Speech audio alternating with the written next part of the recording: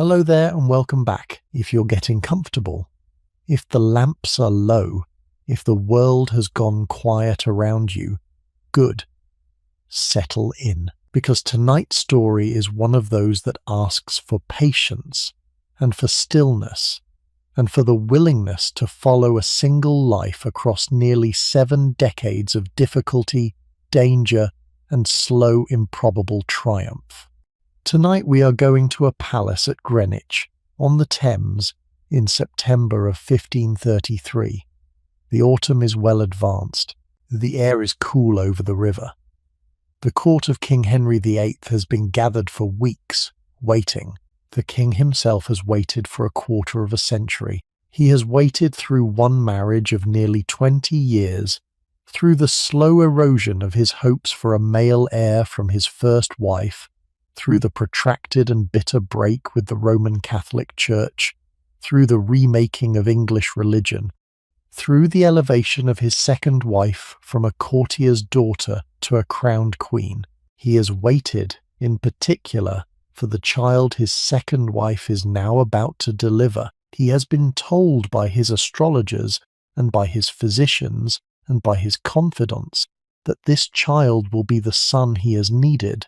The labour begins on the 3rd of September. It continues with the alarms and the prayers and the quiet, busy movement of midwives and physicians and ladies in waiting into the morning of the 7th. At about 3 o'clock in the afternoon of that day, a Sunday, a child is born. The child is alive and healthy. The child is also, to the disappointment of almost everyone in the palace, a girl. The records of the next several hours, where they survive, give a picture of a court adjusting itself to news that nobody had wanted. The proclamation that had been prepared, announcing the birth of a prince, has to be rewritten. The heralds, who had been ready to ride out across England with the news of an heir, are held back while new wording is found. The king himself, by all accounts, takes the disappointment with a public composure that is more an effort of will than a spontaneous reaction. He visits his wife. He calls the child healthy. He orders the celebrations that custom requires. But the great Te Deum that had been planned for the cathedrals of England is quietly cancelled.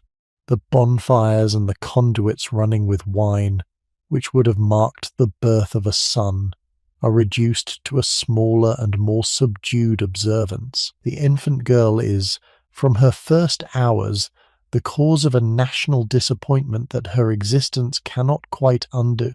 She is named, 3 days later, at her christening at the Friars' Church at Greenwich. The ceremony is elaborate. The child's godparents include the Archbishop of Canterbury, Thomas Cranmer, who had recently presided over her parents' marriage, and the Dowager Marchioness of Dorset and the Duchess of Norfolk. She is wrapped in a robe of purple velvet, with a long train of ermine. The procession through the palace is led by gentlemen carrying the gilt basins and the silver gilt cup that her godparents have brought as gifts. She is given the name Elizabeth, after both her grandmothers. The ceremony proceeds correctly, and with the proper dignity, and at its end the heralds finally proclaim, before the assembled congregation, the titles of the new princess. This is the child whose story we will follow tonight, from her unwanted birth through the death of her mother 3 years later, through the long, uncertain years of her childhood, through the dangers and humiliations of her adolescence under her brother and her sister, through the imprisonment and the interrogations of her early adulthood, through the unlikely accession and the long, careful reign that gave her name to an age, to her death at Richmond Palace in the early hours of a March morning in 1603. After 44 years on a throne, nobody had expected her to occupy. We are going to walk through that life slowly, not because the events themselves require slowness, but because a life of this scale, with its turning points and its long quiet stretches and its gradual accumulation of consequence, deserves to be experienced at the pace at which it was lived. She is one of the most studied figures in English history, The libraries of the world contain shelves and shelves of books about her, scholarly and popular and everything in between. She has been the subject of plays and films and television series for 400 years. The phrase Elizabethine, attached to a period of English literature and to a style of architecture and to a quality of nationalist mythology, has shaped the way the English-speaking world has understood its own past. She has become, in cultural terms, almost too large for any single biographical account to contain her. The myth has overgrown the woman. Tonight, we are going to try to recover the woman, not the virgin queen of the late portraits, encrusted with pearls and surrounded by symbols, not the Gloriana of Spenser's poem, not the good Queen Bess of patriotic schoolbooks. The actual person, the girl who was told when she was 2 years old that she was no longer a princess, the teenager who was interrogated by the Privy Council and gave answers that older men remembered for the rest of their lives, the young woman who survived 2 months in the Tower and walked out of it, not knowing whether she would ever walk free again. The new queen, 25 years old, who inherited a country in religious crisis and held it together with a settlement that none of her advisers fully approved of, the middle-aged woman who signed the death warrant of her cousin and could not eat or sleep for days afterwards, the old queen who lived long enough to see her own legend take shape around her, and who did not always recognize the figure she had become. The story is long. It deserves to be long. So get comfortable, because we are going back now to that autumn afternoon at Greenwich Palace in 1533, and we are going to follow the child who was born there, against all expectation and against all calculation, into the life she lived. Let us begin where she began. With the unwanted daughter in a court that had wanted a son, the first 3 years of her life were, in many respects, the safest she would know for some time. She was given her own household, as was the custom for royal children, at the Manor of Hatfield in Hertfordshire, 20 miles north of London. The household was substantial. There was a lady mistress in charge of her care, a position held first by Lady Margaret Bryan, a relative of her mother, and a woman who had served the royal nursery for years. There were nurses, there were rockers, women whose specific duty was to rock the infant in her cradle. There were chamber women and laundresses, and gentlemen of the Privy Chamber and a chaplain. The household for an infant princess of England in 1533 numbered perhaps 30 or 40 individuals. They were paid out of the royal treasury, fed at the royal expense, and dressed in the royal livery, and their entire daily existence was organized around the care and the dignity of one small child. She was, in those early months, a healthy infant. She walked early. She spoke early. The reports that reached her parents from Lady Bryan and the other members of the household consistently described a bright, alert, forward child. Her parents visited her when they could. Anne Boleyn, in particular, took the kind of close interest in her daughter's clothing and her education and her development that the records of the period make clear.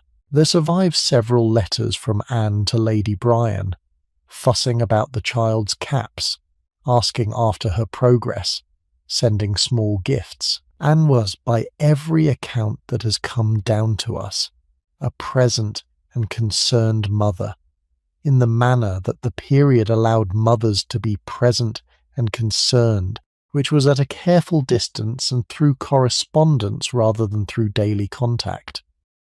The political ground, however, was already shifting.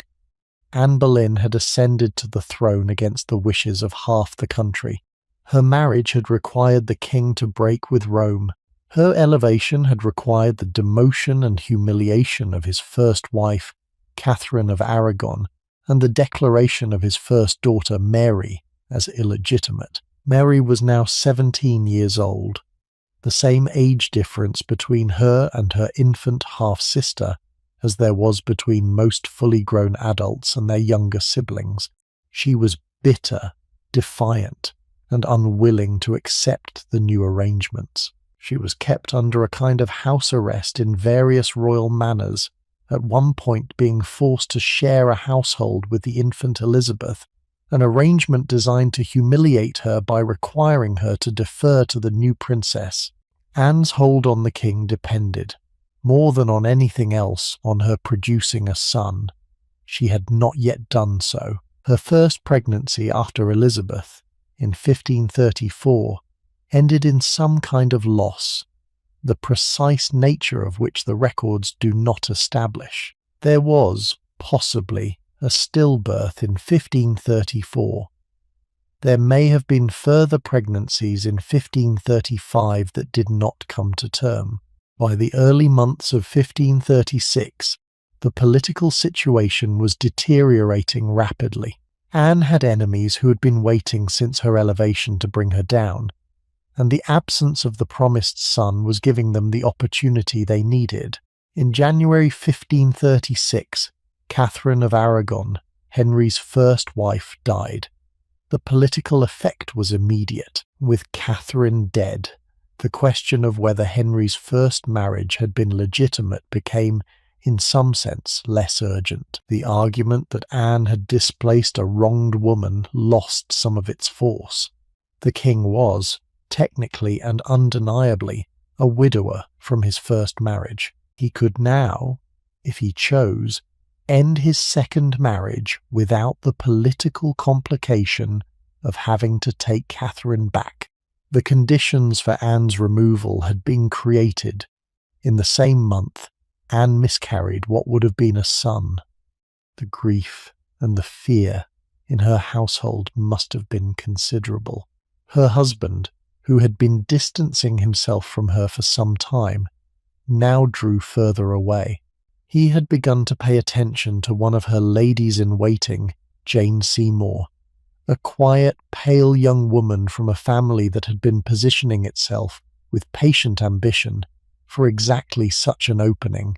What followed between January and May of 1536 was a political destruction so swift and so complete that it has continued to fascinate historians for nearly 500 years. Anne was arrested at the end of April. She was charged with adultery with several men of the court, with incest with her brother George, and with conspiring the king's death. The charges were, by any reasonable historical assessment, false or at minimum unprovable on the evidence presented.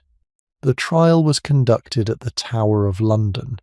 The men accused with her were tried first and convicted. Anne herself was tried by a commission of peers that included her own uncle, the Duke of Norfolk. The verdict was guilty. The sentence was death. She was executed on Tower Green on the morning of the 19th of May, 1536. The execution was carried out by a swordsman brought specially from Calais, a courtesy of sorts to the Queen, who had requested it. Her last words, given before the small crowd of witnesses, were brief and conventional. She praised the king as a kind and gentle prince. She asked the watchers to pray for her. She submitted herself to the law. The blow was struck. The body was placed in an arrow chest, because no proper coffin had been prepared, and was buried that afternoon in the chapel of St. Peter ad Vincula, within the precincts of the tower itself. The infant princess at Hatfield was, on the day of her mother's execution, 2 years and 8 months old. The records do not preserve any account of how the news was conveyed to her, or what was said, or what she understood. She would not have understood much.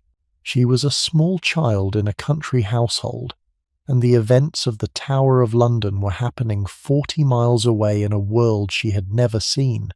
But the consequences of those events reached her household within days.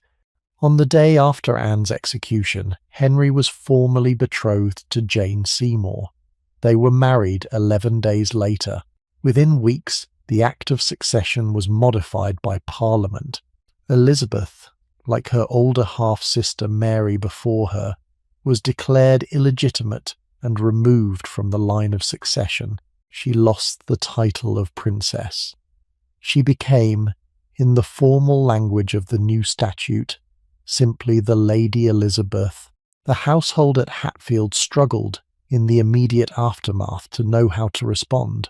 The funds that had supported Elizabeth's establishment as a princess had been generous.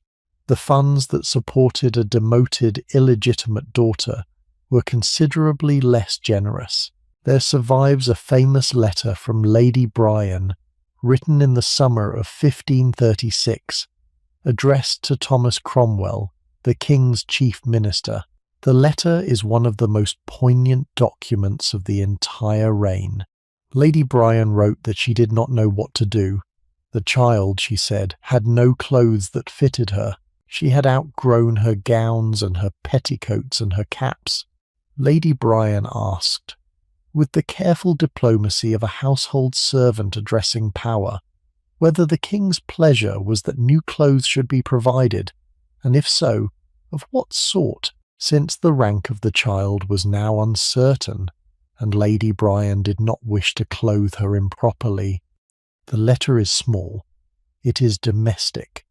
It is in its way more devastating than any account of the political events at court. A 2-year-old child whose mother had been executed weeks earlier was outgrowing her clothes, and her household was waiting for instructions on what to do about it. Cromwell, who was in many ways a careful administrator, eventually saw to it that the practical arrangements for the child were made. New clothes were provided. The household was maintained, although at a reduced level.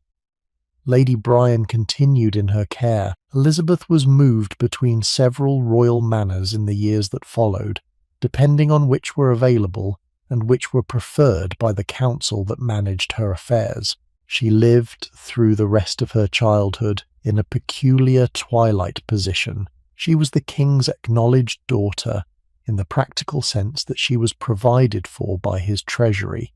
She was not, in legal terms, his heir. She was an awkward fact, a half-acknowledged figure, a child whose existence did not fit easily into any of the formal categories that the Tudor court understood. The houses she occupied in the years following her mother's death included Hatfield, Hunsdon, Eltham, Hertford, Ashridge, and others. Each was a substantial royal property in its own right, with its own household staff and its own established daily rhythms.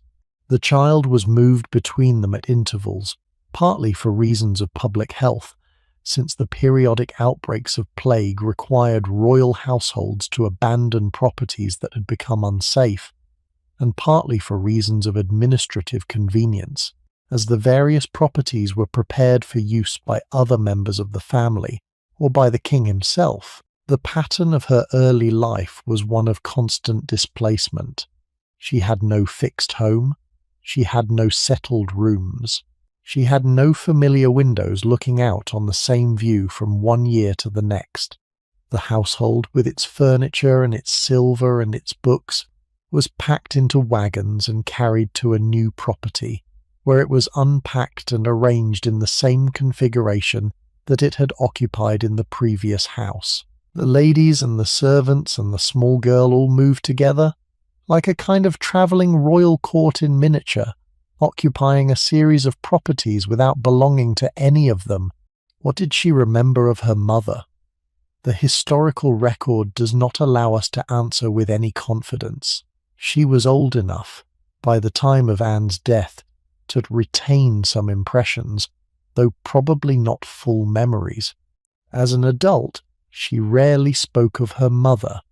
The references that do survive are guarded. She kept throughout her adult life a small ring that contained, when it was opened after her death, 2 miniature portraits, one of herself and one of Anne Boleyn. The ring suggests something. The silence around it suggests something else. The truth of what she felt about the woman who had given birth to her and been killed when she was still very young is, like much in her interior life, beyond our reach. What we can say is that the events of 1536 set the pattern for a particular feature of her temperament that would become, in later years, one of the defining qualities of her rule. She had learned, before she could fully understand what she was learning, that political position was not stable, that the highest favour could be withdrawn, that the people closest to power were sometimes the most vulnerable, and that survival required a kind of attentiveness that most children were not asked to develop. She would carry these lessons forward into every year of her subsequent life. They would, in time, save her several times over. There is, in the records of these years, a kind of quiet that contemporary documents do not always note, but that the historian, looking back, cannot help but observe.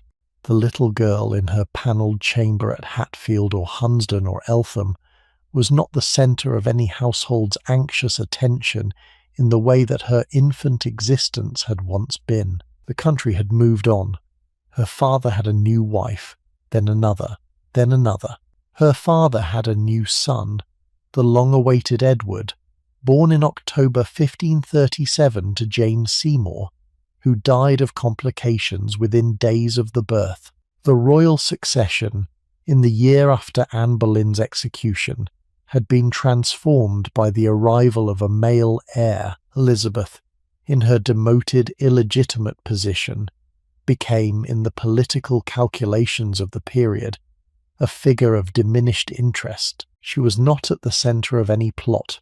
She was not the subject of any major diplomatic correspondence. She was simply a small girl in a country household, growing up in a series of palaces, attended by servants who did their duty by her, without any expectation that her future would be remarkable.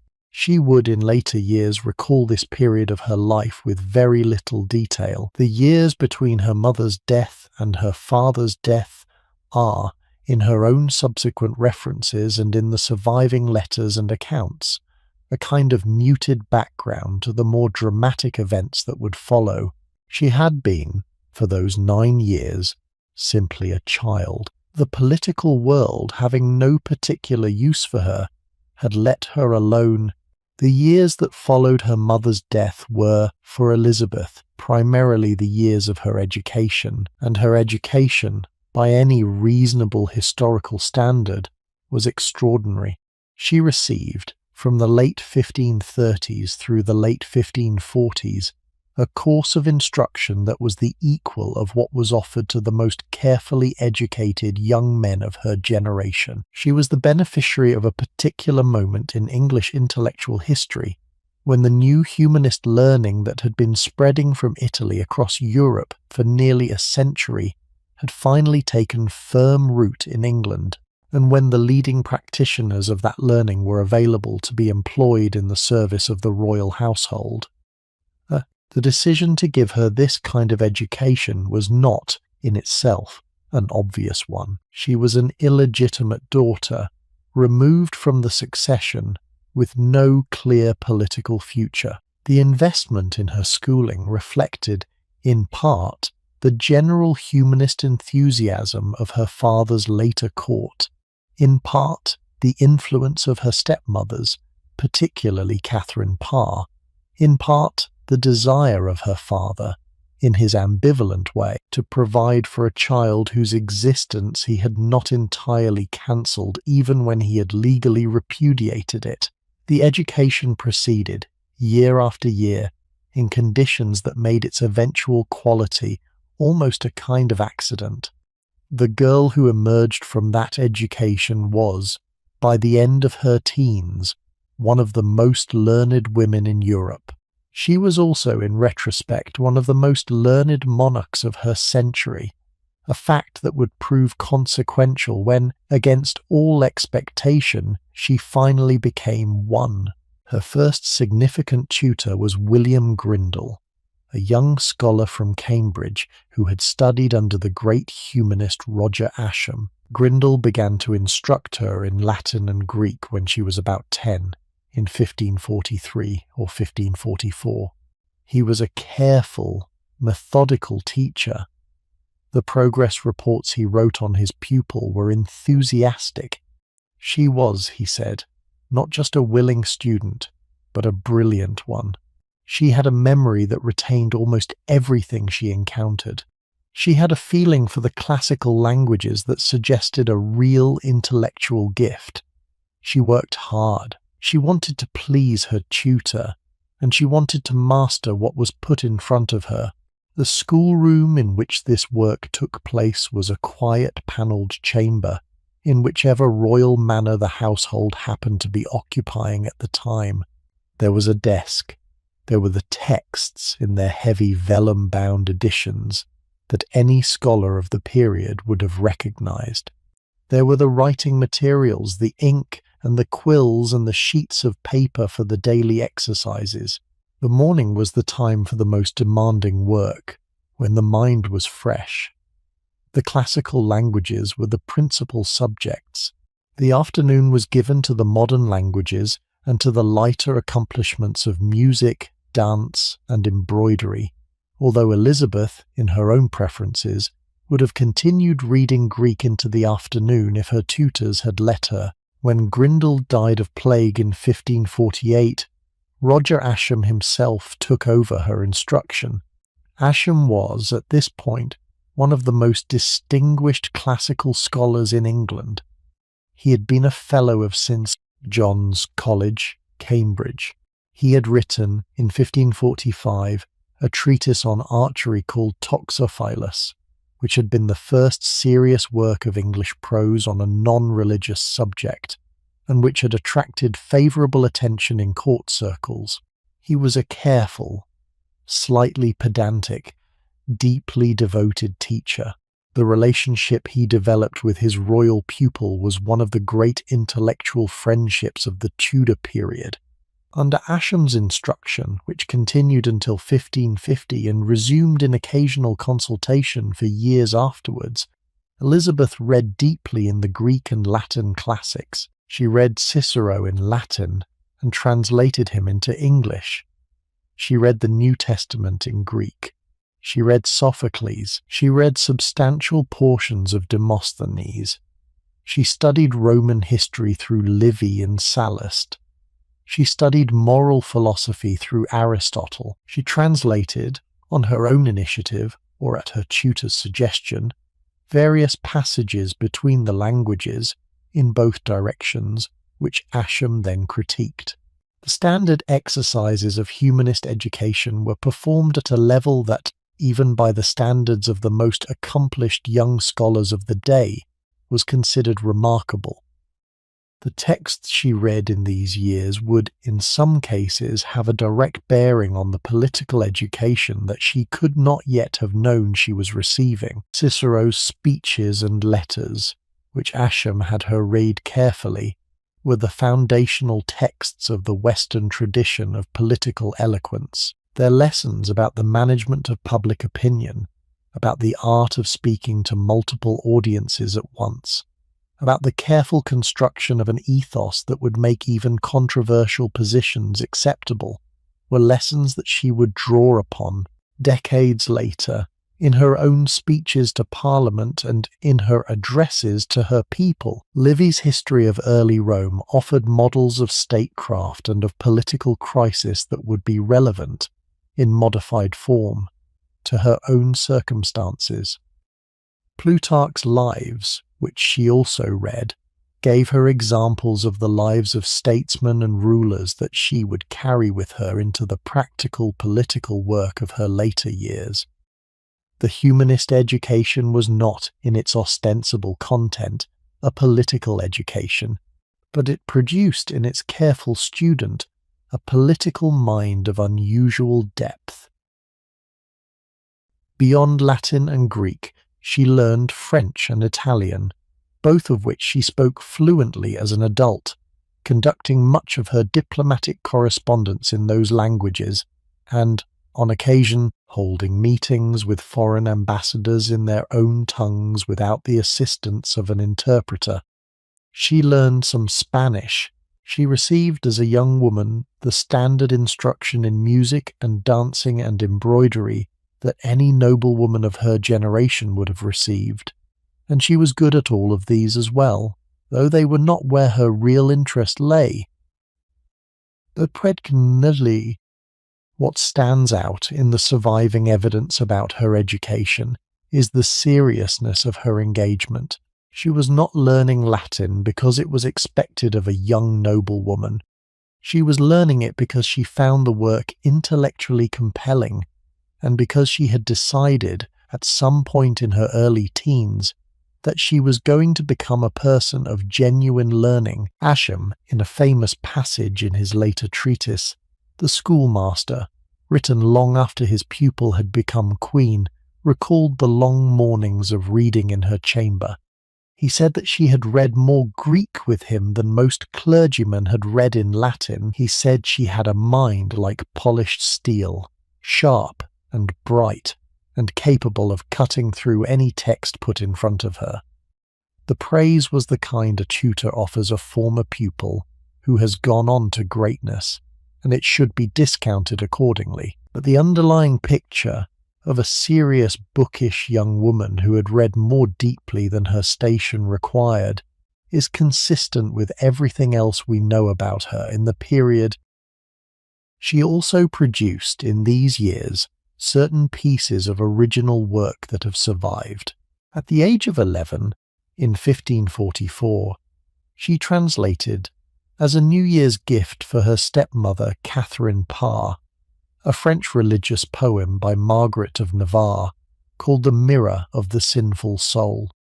The translation, which was made into a small leather-bound volume in her own handwriting, with embroidered covers worked by her own hand, survives in the Bodleian Library at Oxford. The translation itself is competent for an 11-year-old, although not extraordinary. The volume as a whole, with its careful penmanship and its hand-stitched binding, is one of the most touching surviving artifacts of any Tudor childhood. Young Elizabeth had wanted to please her stepmother, and she had laboured at every aspect of the gift, from the translation to the calligraphy to the needlework, with the careful attentiveness that would characterize her serious engagements for the rest of her life. Son, she made the following year a similar gift for her father, translating Catherine Parr's own devotional work, Prayers and Meditations, into Latin, French, and Italian. The trilingual translation, again presented as a New Year's gift, again survives. Her father, who took less notice of her than her stepmother had, accepted the gift with the formal courtesy that the occasion required, and apparently set it aside without further comment. The young girl, eager for paternal attention that she rarely received, had performed an extraordinary feat of scholarship that the recipient had been unable to recognize. The pattern was, in some respects, characteristic of her relationship with her father, and the small disappointment was one of many similar small disappointments that made up her experience of him. Her companion in much of this learning was her younger half-brother Edward, Henry's son by Jane Seymour, who had been born in October 1537 and who survived when Jane herself did not. Edward was, like his half-sister, exceptionally well educated. He was instructed by some of the same tutors. He read the same texts. The siblings, who saw each other irregularly at court and through correspondence, developed a relationship that was probably the closest of Elizabeth's youth. Edward called her his sweet sister Temperance, a nickname that suggested the studious, careful, somewhat austere quality that he saw in her. Their letters to each other, which survive in some quantity, are full of references to their reading and their progress and the small affectionate details that siblings exchange. Beyond Edward, the most important figure in Elizabeth's adolescence was her stepmother, Catherine Parr. Henry had married Catherine in 1543, When Elizabeth was 9, Catherine was the king's 6th and last wife. She had been twice widowed before her marriage to the king. She was clever, well-read, devoutly Protestant in her religious sympathies, and personally kind to her stepchildren in ways that the king's previous queens had not always been. She brought all 3 of his children, Mary, Elizabeth, and Edward, into closer relationship with each other and with the royal court. She supported their educations. She advocated for them with their father, who had grown ill and irritable in his last years. Catherine's own life and writings would later become important to Elizabeth's intellectual development. Catherine had become, by the mid-1540s, one of the most accomplished women writers in England, producing devotional works in English prose that drew on the new continental Protestant theology and that pressed the boundaries of what an aristocratic woman could publish under her own name. Her book Lamentation of a Sinner, published in 1547 shortly after the king's death, was an explicitly Protestant devotional work that aligned her, openly, with the Reformist Party. The book had a substantial influence on the religious atmosphere of Edward's court in its early years.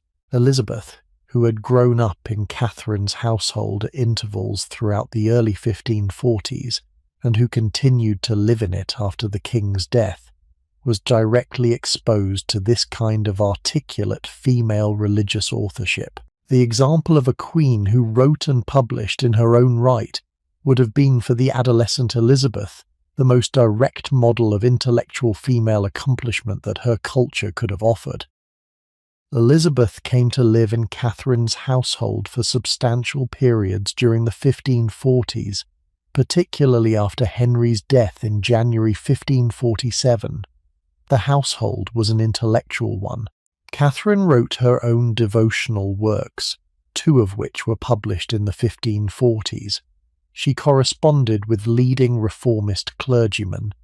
She encouraged the conversation, at her dinner table, of theological and humanistic topics that in the first decades of the Tudor Age would not have been thought appropriate for women to discuss.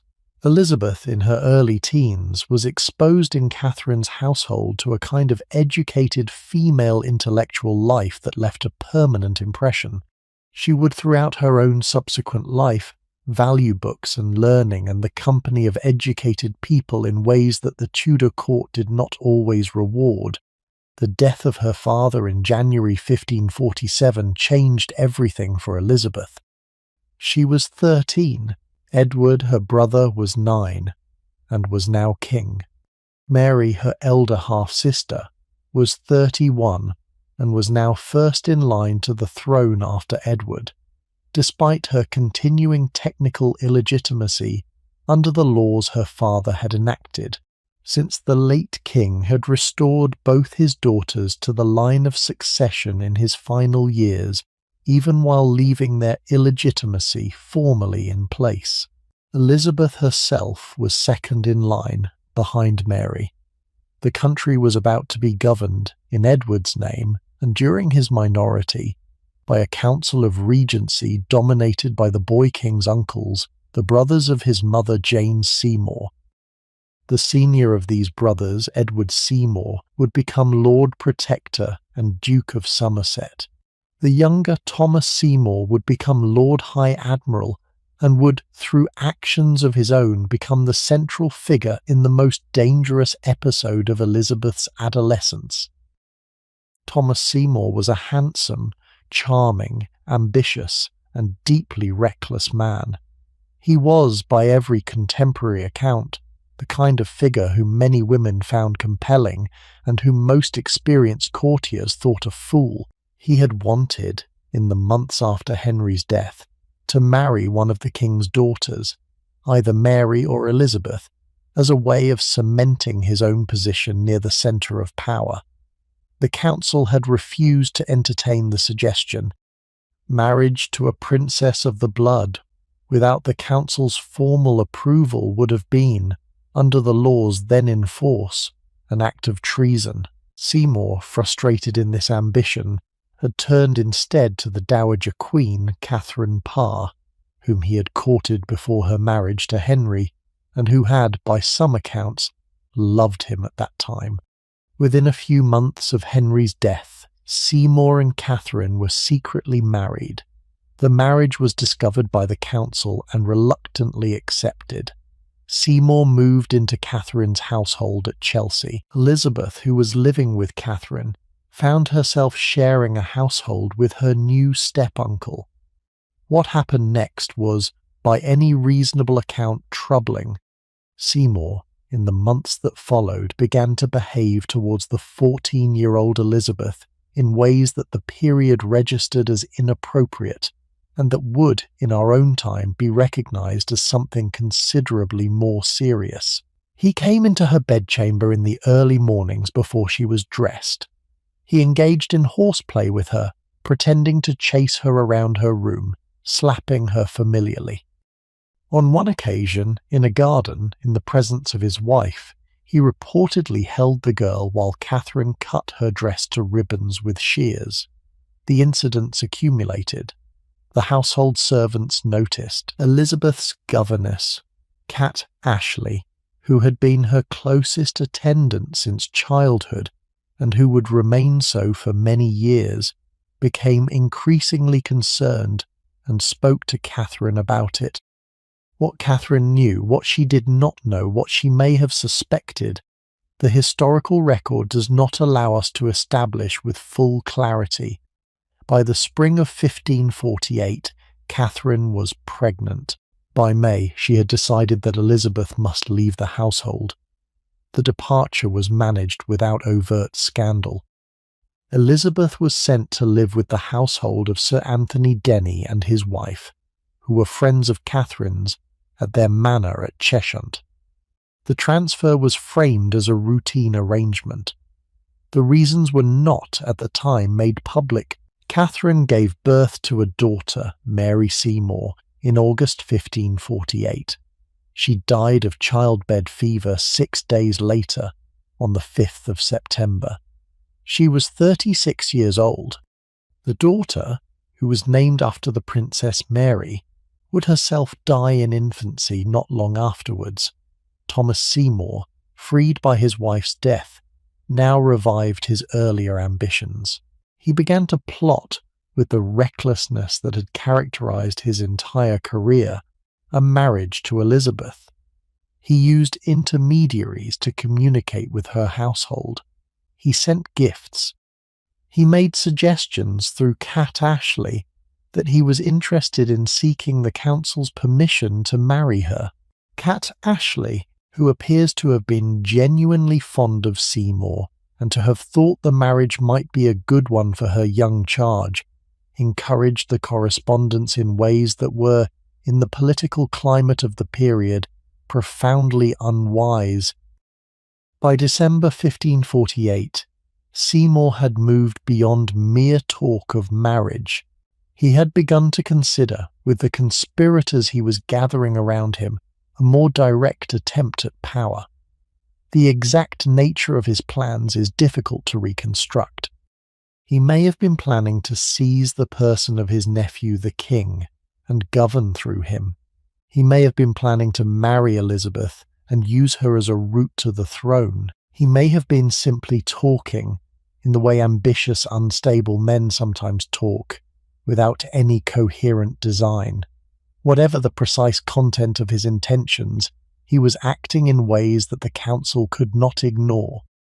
In January 1549, Thomas Seymour was arrested for treason. The charges against him included 33 articles accusing him of conspiring against his brother, of plotting to seize the king, and of conspiring to marry Elizabeth without the council's permission, which was in itself treason. He was committed to the Tower. The investigation that followed turned, almost immediately, towards Elizabeth's household. Cat Ashley was arrested. Thomas Parry, the cofferer of Elizabeth's household, was arrested. Both were taken to the Tower and questioned about Elizabeth's relationship with Seymour and about any plans for marriage that might have been under discussion.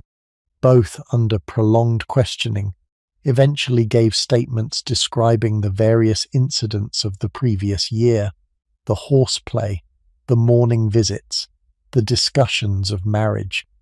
The statements were brought to the council. The council sent its chief interrogator, Sir Robert Tyrwhitt, to Hatfield, where Elizabeth was now living, to interrogate her directly.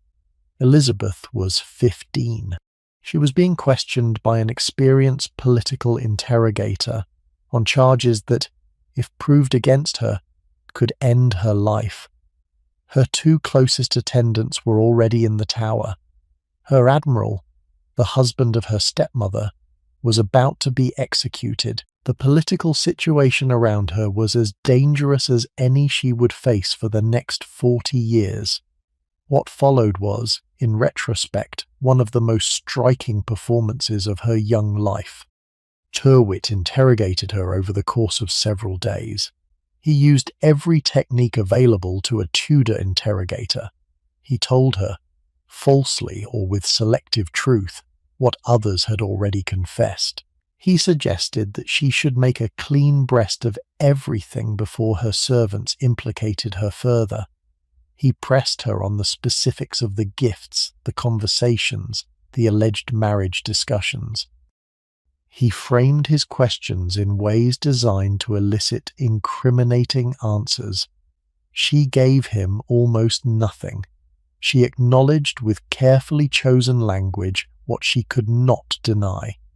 She acknowledged that Seymour had visited her household. She acknowledged that there had been at some point talk of marriage, but said that any such talk had been understood to depend on the council's approval, which she had always known would be required. She refused to incriminate herself, refused to incriminate Cat Ashley or Parry beyond what was absolutely necessary, and refused to provide any information that would support the more serious charges against Seymour. Tyrwhitt wrote in his dispatches to the council that he had never encountered a more difficult subject for interrogation. She was, he said, more able to defend herself by her wit than any man he had ever questioned. He requested that the council send a more skillful interrogator. He noted, with the slightly puzzled professional respect of a man who had been outmatched, that she would not be trapped. The interrogation continued, in various forms, over several weeks. Eventually the council concluded that there was no evidence sufficient to charge her with treason. The investigation closed.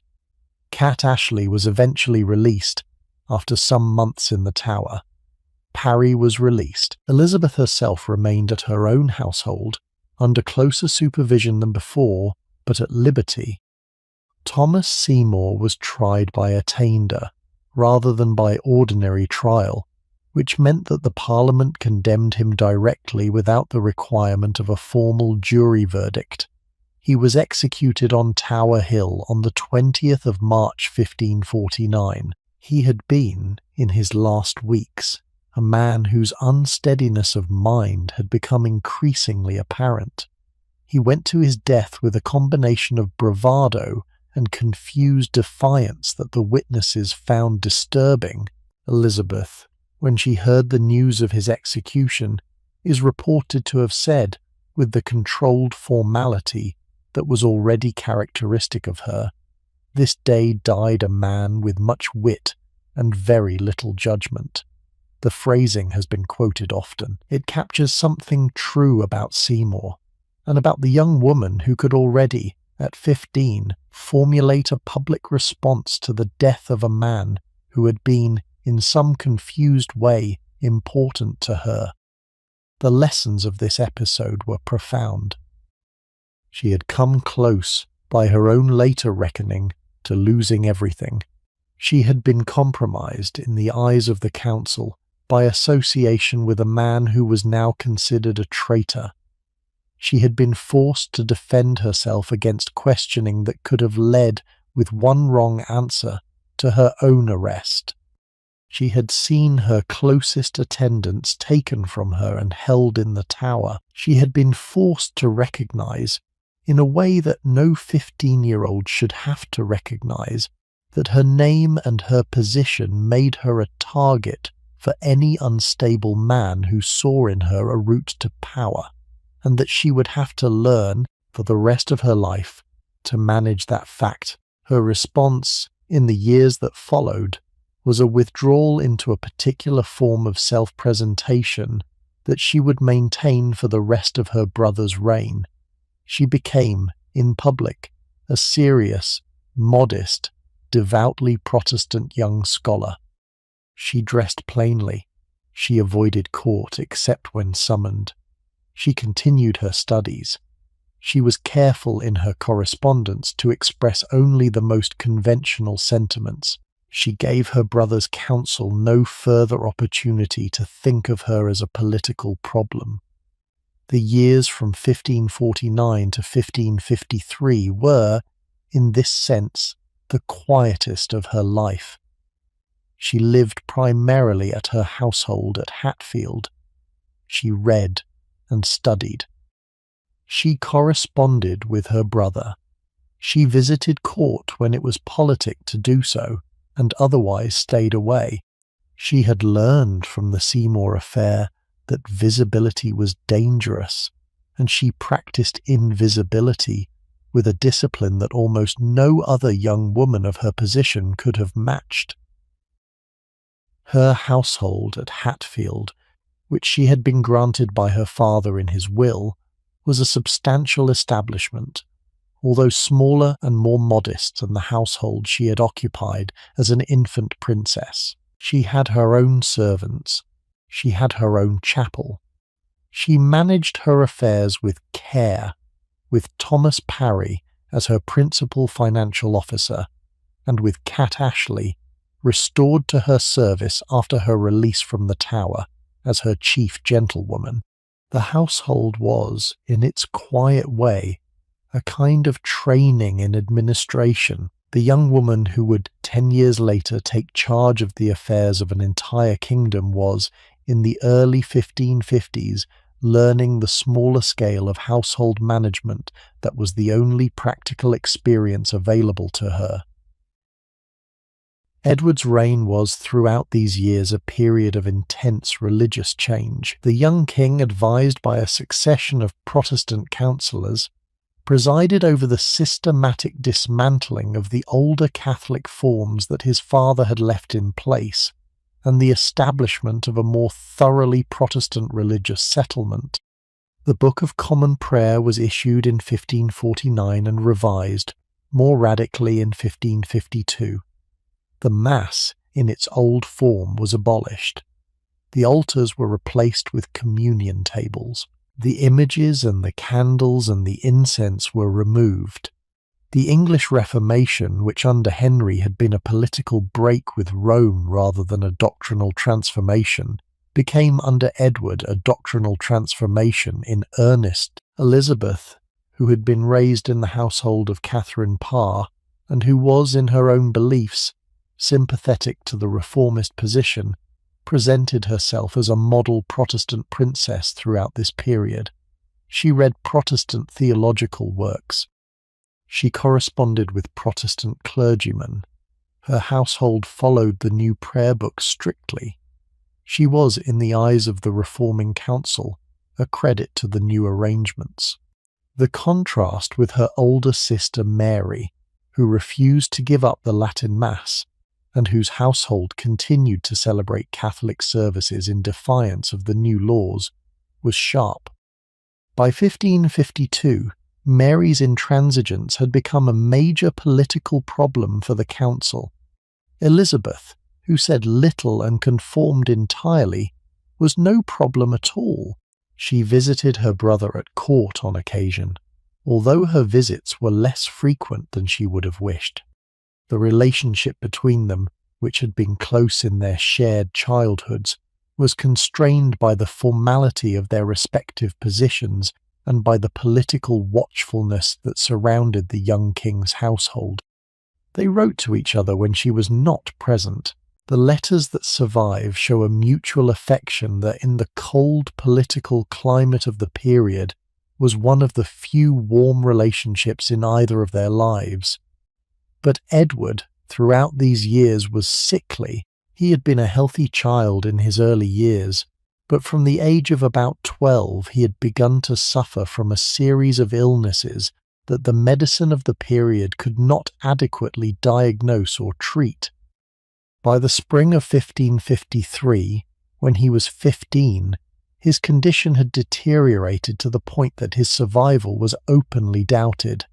He was coughing blood. He was wasting. His doctors, who had at first hoped for recovery, began, during the early months of 1553, to prepare for the possibility that he would not see his 16th birthday.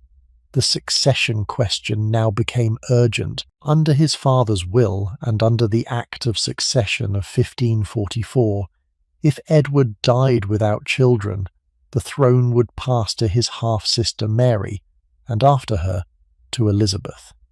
Mary was a Catholic.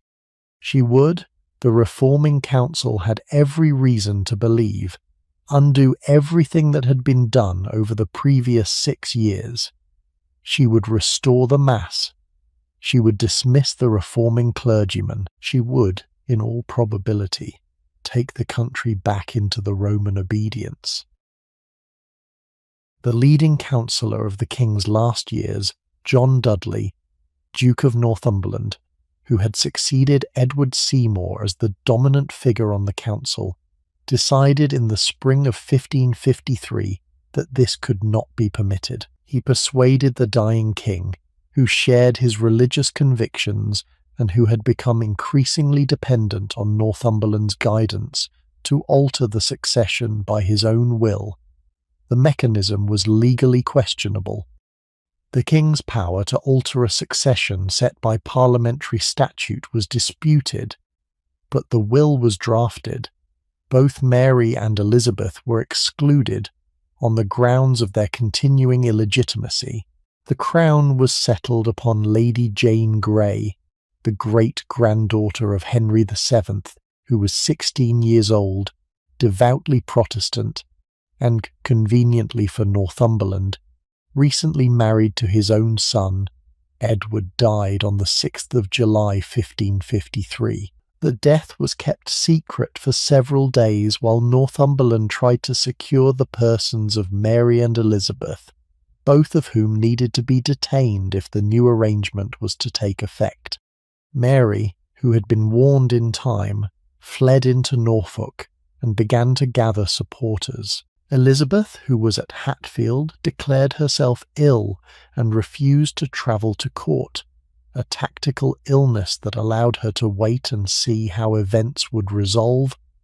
Northumberland's plan failed almost immediately. Mary's claim, despite her Catholicism, was widely accepted by the country. She was the daughter of Henry VIII. She had been first in line to the throne under his settled arrangements.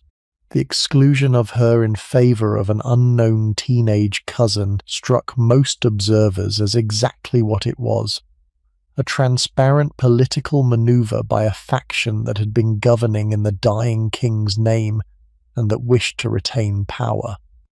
Within 9 days, Mary's supporters were in the ascendant. Lady Jane Grey, who had been queen for that brief period, and who had not particularly wanted the position, was deposed. Northumberland was arrested. Mary entered London in triumph at the start of August. Elizabeth, who had remained carefully neutral throughout the crisis, now rode into London beside her sister. She was 19.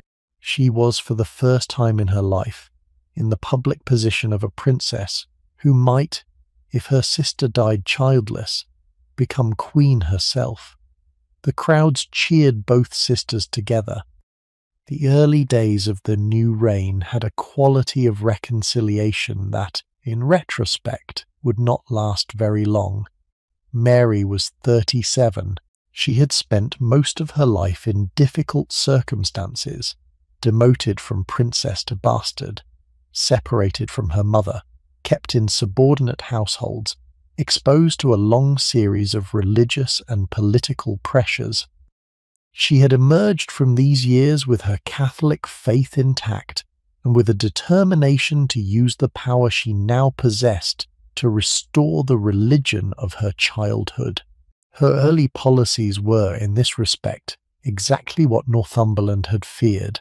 She began, almost at once, to undo the religious legislation of her brother's reign. The Mass was restored. The married clergy were ordered to put aside their wives or lose their livings. The reforming bishops were arrested. The Protestant settlement that Edward and his counsellors had built over 6 years was, within the space of a few months, in active reversal. Elizabeth's position in this new world was difficult.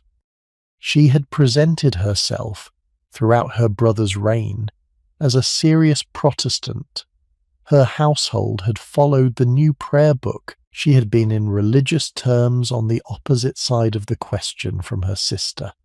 Now her sister was queen, and Catholicism was once again the religion of the state. Elizabeth had to make a choice. She could refuse to conform, in which case she would be arrested, as her sister had been arrested under Edward. She could conform, in which case she would have to give up the religious identity she had built for herself over several years. She conformed. She attended Catholic services.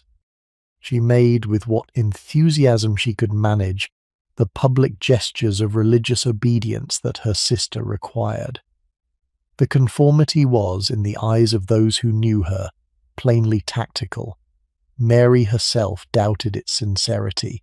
She wrote to her ambassadors that her sister attended Mass with too plain a face to convince anyone of her devotion.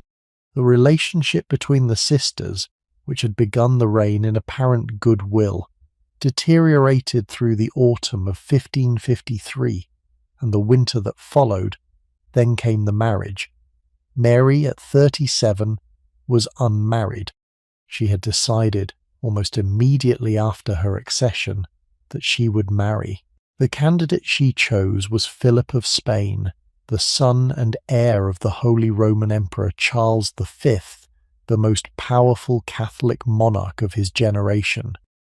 The marriage would, in Mary's view, anchor England firmly to the Catholic cause and to the great Habsburg power that dominated continental Europe. The marriage would also, she hoped, produce an heir who would settle the succession on a Catholic line and prevent the throne from passing, on her death, to her Protestant sister. The proposed marriage was deeply unpopular in England. Philip was a foreigner. He was also, in the eyes of many English observers, the heir to a power whose interests were not necessarily aligned with England's.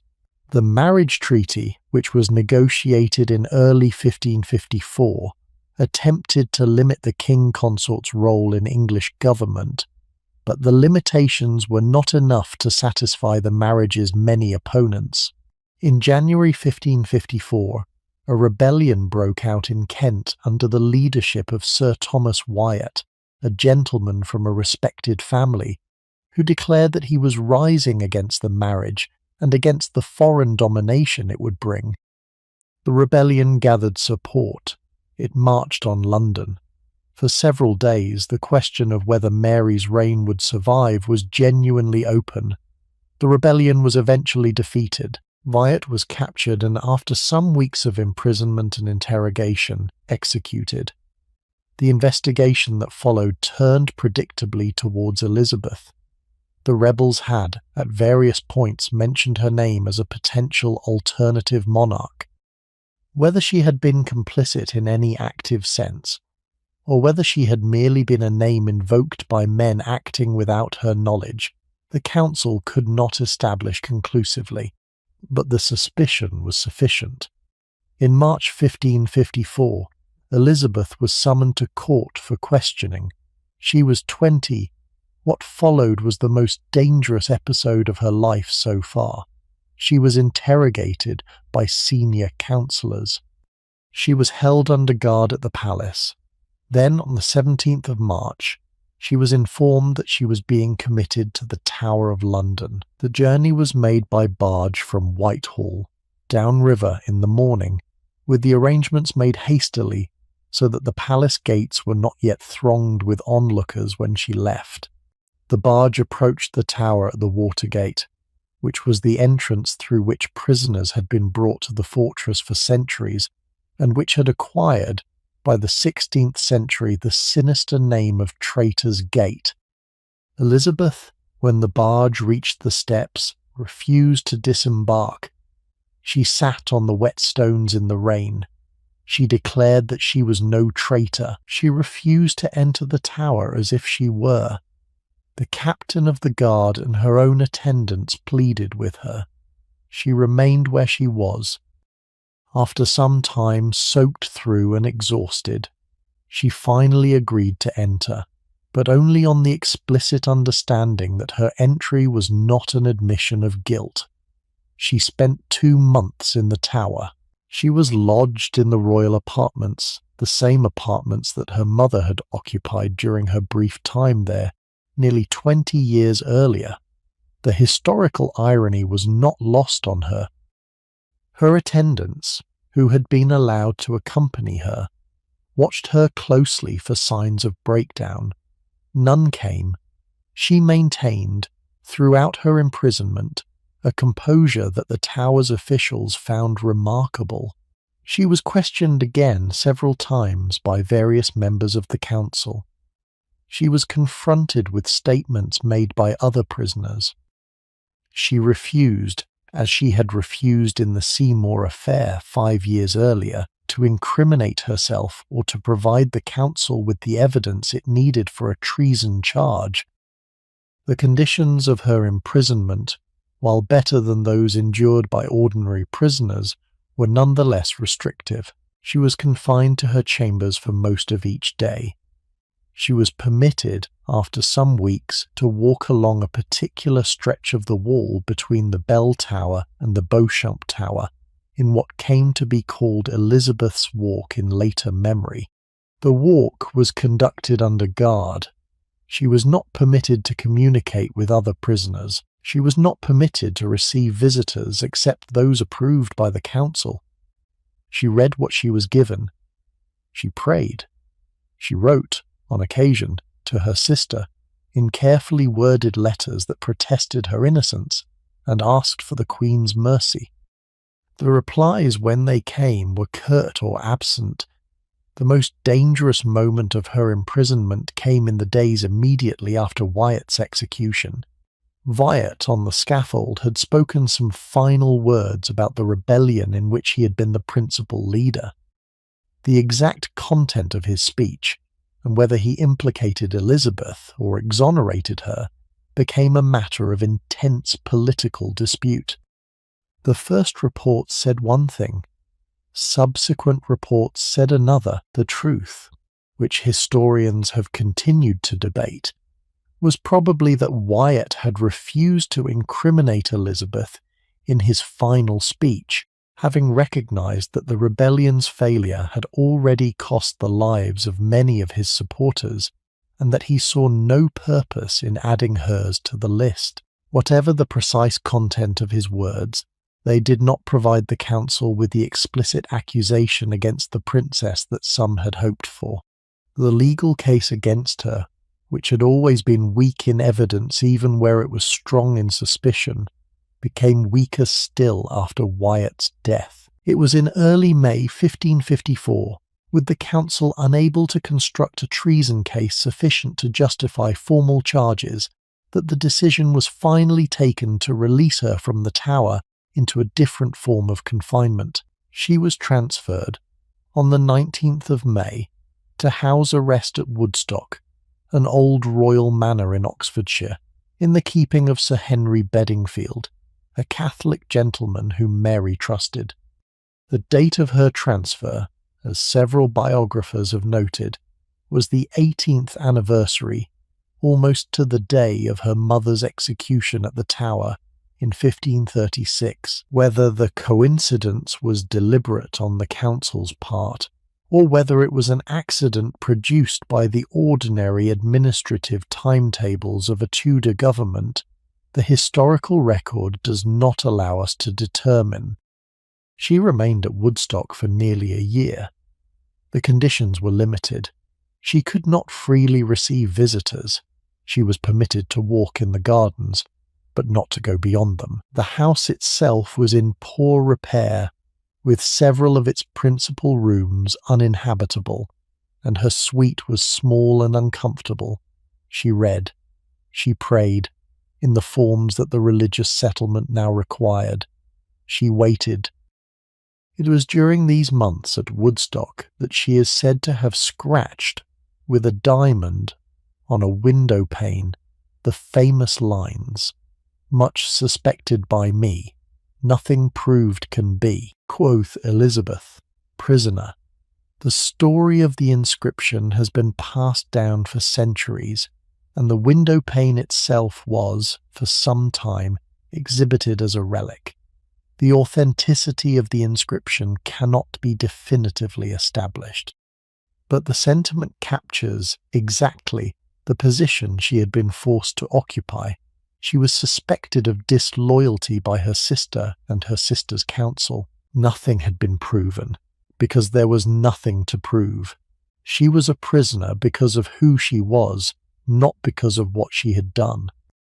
Bedingfield, her keeper, was a careful and somewhat anxious man, whose principal concern was that he should not be blamed for any incident that occurred during his charge. He wrote to the council with extraordinary frequency, asking for instructions on minor questions that any more confident official would have settled himself.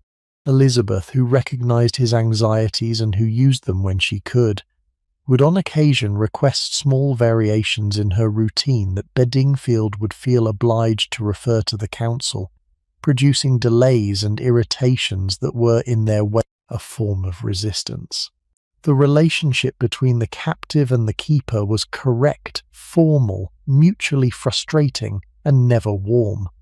Bedingfield, on her eventual accession, lost his position immediately and was never restored to favour, although the Queen, in her usual style, did him no specific harm and allowed him to retire to his estates without further punishment. Mary's reign, meanwhile, was not going well.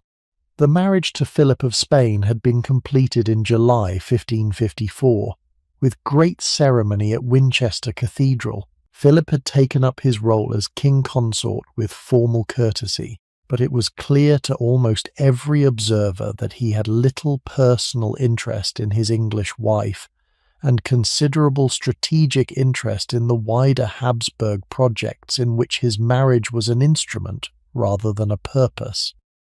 The hoped-for heir did not appear. Mary had, in the autumn of 1554, what was at first announced as a pregnancy. Throughout the winter and into the spring of 1555, the court awaited the royal birth. The expected date came and passed. Further dates were given and passed.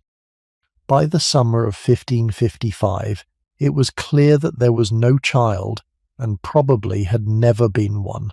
The phantom pregnancy, as it has come to be called, was a public humiliation that the Queen and her household could not entirely conceal.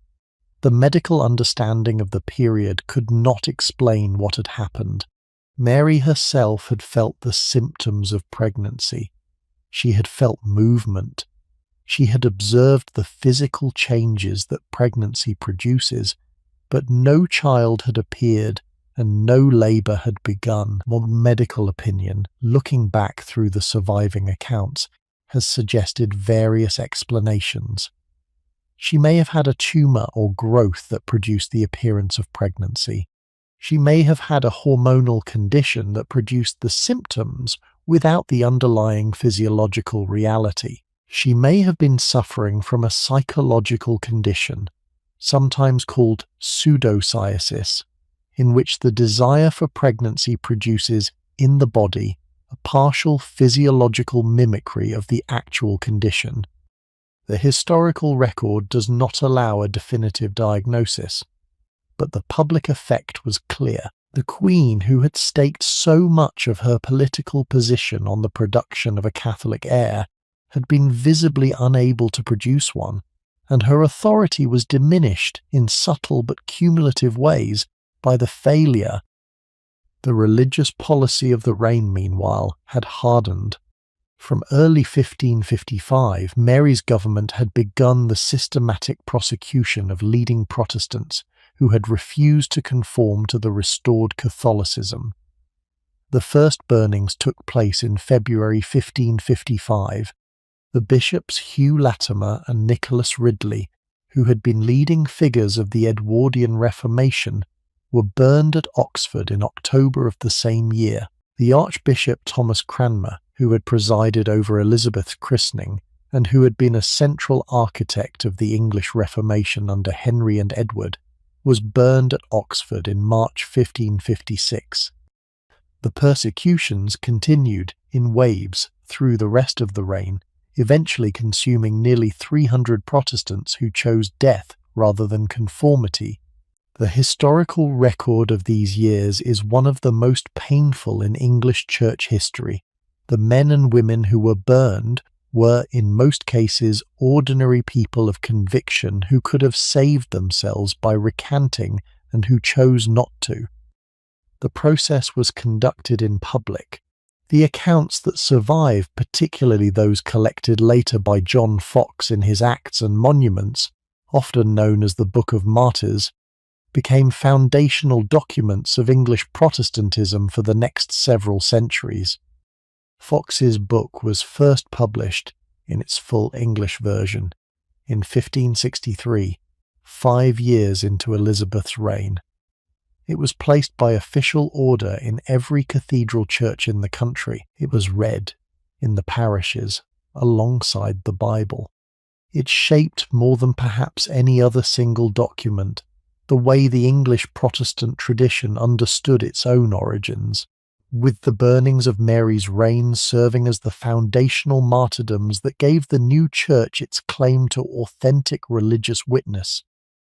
The cumulative effect on English public opinion was, even within Mary's lifetime, considerable. The Queen, who had begun her reign with widespread popular support, found herself, by 1557 and 1558, increasingly isolated, increasingly criticised, increasingly seen as cruel by a population that had not expected the restoration of Catholicism to take this form. The combination of the burnings, the unpopular Spanish marriage, the loss of Calais in 1558 to French forces, and the visible inability of the Queen to produce an heir, had produced, by the last year of her reign, a level of discontent that the country had not seen in any previous Tudor reign. Elizabeth throughout this period watched and waited. She had been released from house arrest at Woodstock in 1555 after nearly a year, and had been allowed to return to her own household at Hatfield. She continued to attend Catholic services, conform outwardly, and avoid any public statement on the religious question. She received visitors only with caution. She corresponded only carefully. Her position remained delicate. She was the heir presumptive to a queen who did not trust her, who had several times considered having her removed permanently, and who had consistently been dissuaded from such drastic action only by the absence of conclusive evidence and by the political difficulty of executing the heir.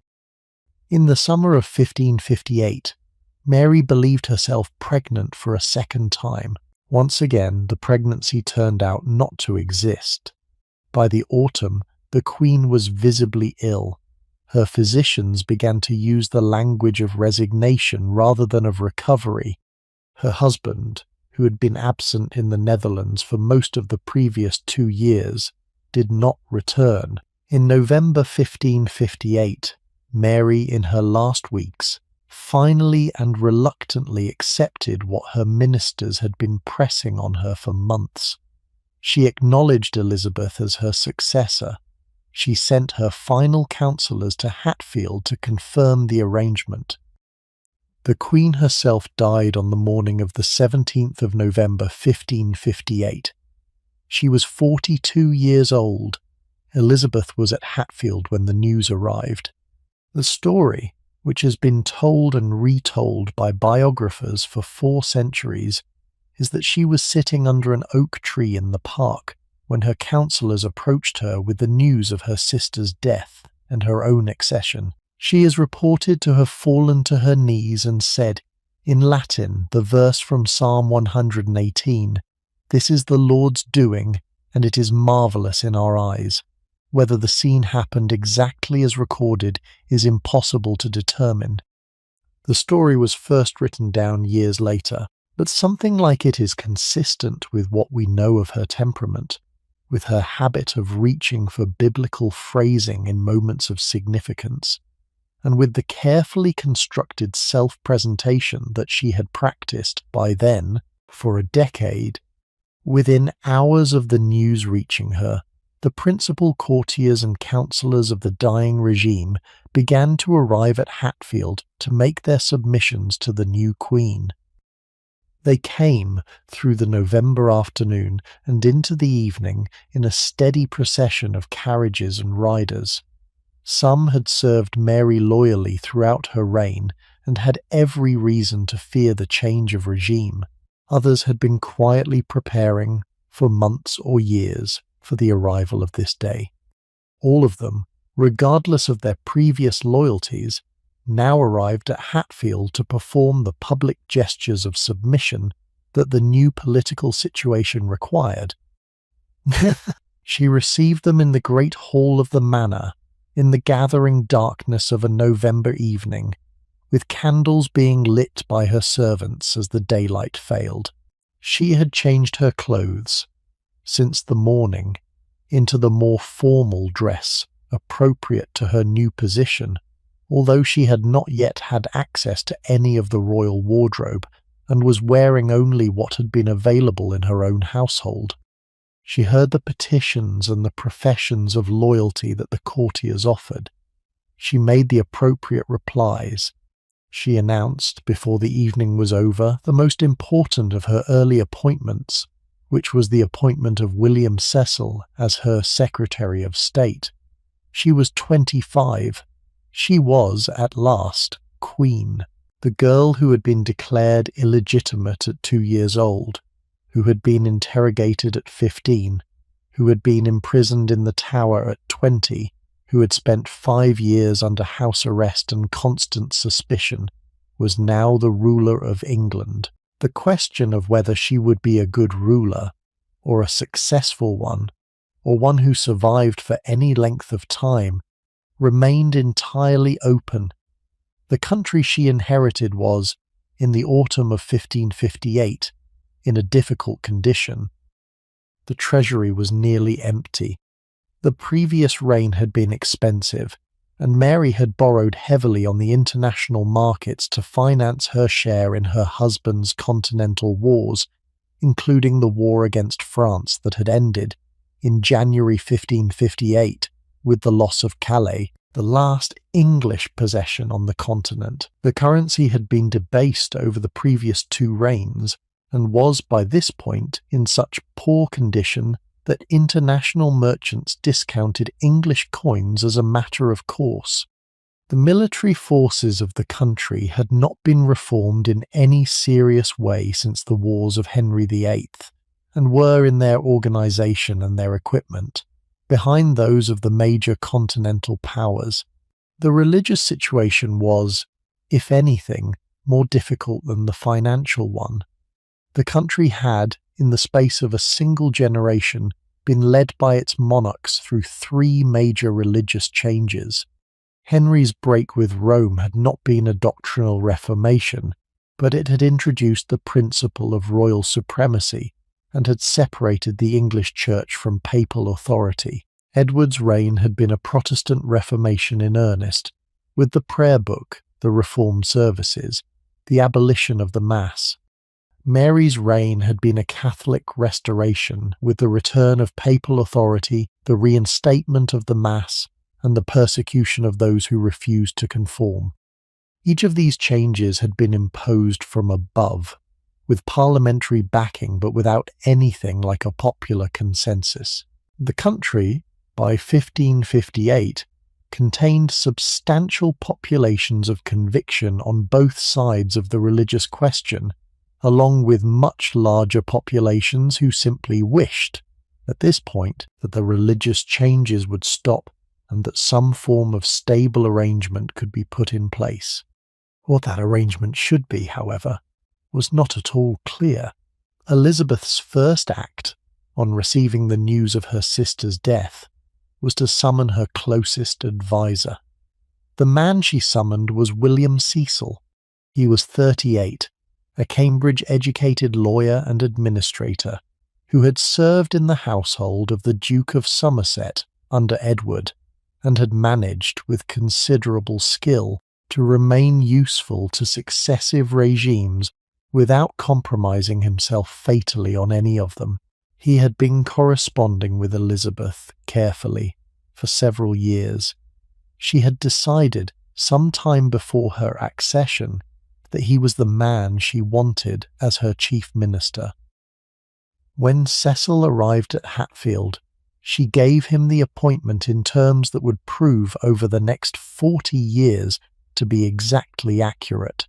She told him that she gave him this charge because she knew he would not be corrupted by any gift, and that he would give her, without favour or fear, his honest opinion.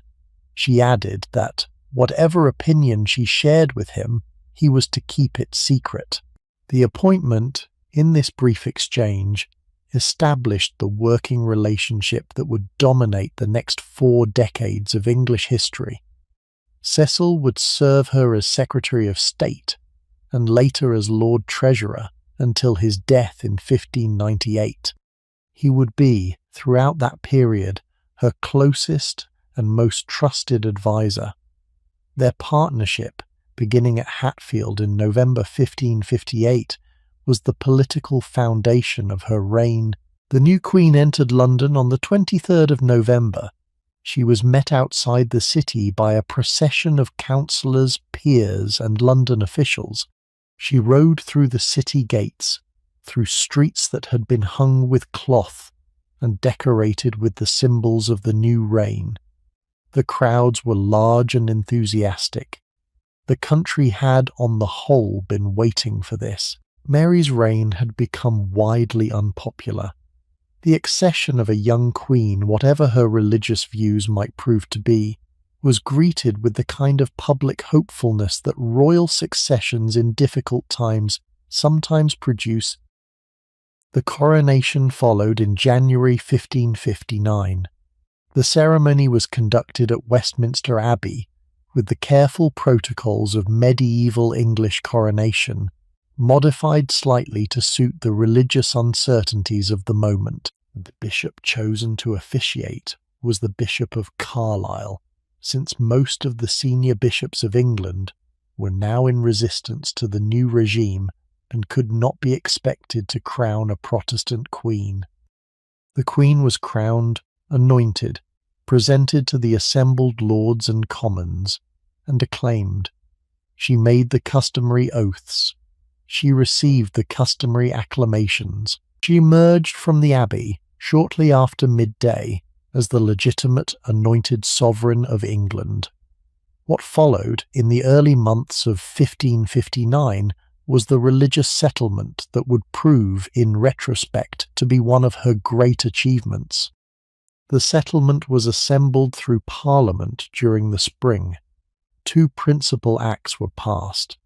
The Act of Supremacy reasserted the royal supremacy over the Church, ending the brief period of restored papal authority under Mary. The Act of Uniformity established a new English prayer book, modelled closely on the Edwardian Book of 1552, but with several deliberate modifications designed to soften its more radical Protestant features. The communion service, in the new book, contained language that could be understood by Catholics as suggestive of a real presence in the elements, as well as language that could be understood by Protestants as merely commemorative. The vestments to be worn by clergy were specified in a way that retained more traditional forms than the Edwardian book had required. The services were to be conducted in English, but the church buildings were to retain, in substantial part, the visual furnishings of the older worship. The passage of these two acts through Parliament was not, however, a smooth process. The bishops, who at this point still consisted almost entirely of men appointed under Mary, were uniformly opposed to both bills. They voted against the Act of Supremacy in the House of Lords. The bills passed only because the lay peers, on the whole, supported the new arrangements, and because the bishops were outnumbered in the upper house. The Act of Uniformity passed the Lords by only 3 votes. The settlement that has come down to us as the Elizabethan Compromise was, in its parliamentary moment, a closely contested piece of legislation that almost did not pass at all. The aftermath required, on the Queen's part, a delicate handling of the church hierarchy. The Marian bishops were required to take the oath of supremacy under the new Act. With 1 or 2 exceptions, they refused. They were deprived of their sees. New bishops, drawn from the returned exile community of Protestants who had spent Mary's reign on the continent, were appointed to fill the vacant sees. The most important of these new appointments was Matthew Parker, a moderate Protestant who had been chaplain to Anne Boleyn many years earlier, and who was now consecrated as Archbishop of Canterbury in December 1559. The succession of Parker to Canterbury, conducted with careful attention to the canonical forms of episcopal consecration, established the apostolic continuity that the new church wished to claim. The argument that the Elizabethan Church remained a true church, in continuity with the Church of the Apostles, and not a new sect created by an Act of Parliament, depended on the legitimacy of Parker's consecration and those who consecrated him. The argument has continued to be debated by theologians for 4 centuries. The settlement was, in its essence, a compromise. It was insufficiently radical for the more committed Protestants, who wanted a thorough purification of the Church on the model of the continental Reformed churches. It was unacceptable in principle to convinced Catholics who could not accept the royal supremacy or the prayer book at all, but it was acceptable to the substantial majority of the English population who were neither thoroughly committed to one position nor the other.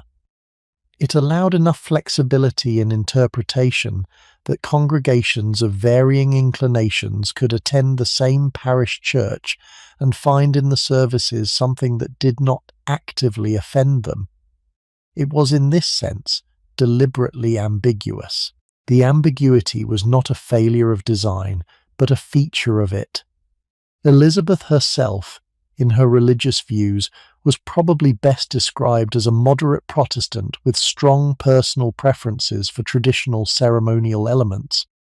She kept a crucifix in her private chapel, which the more zealous reformers found scandalous.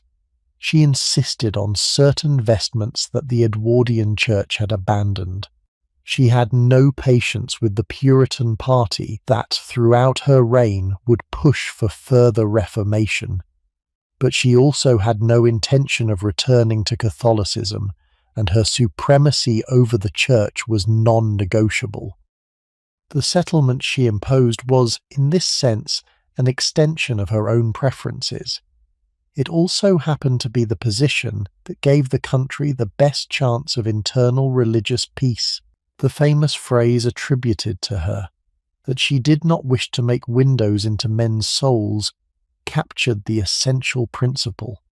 So long as her subjects attended the parish church, conformed outwardly to the prayer book, and accepted her supremacy, she was prepared to leave their interior religious convictions to themselves.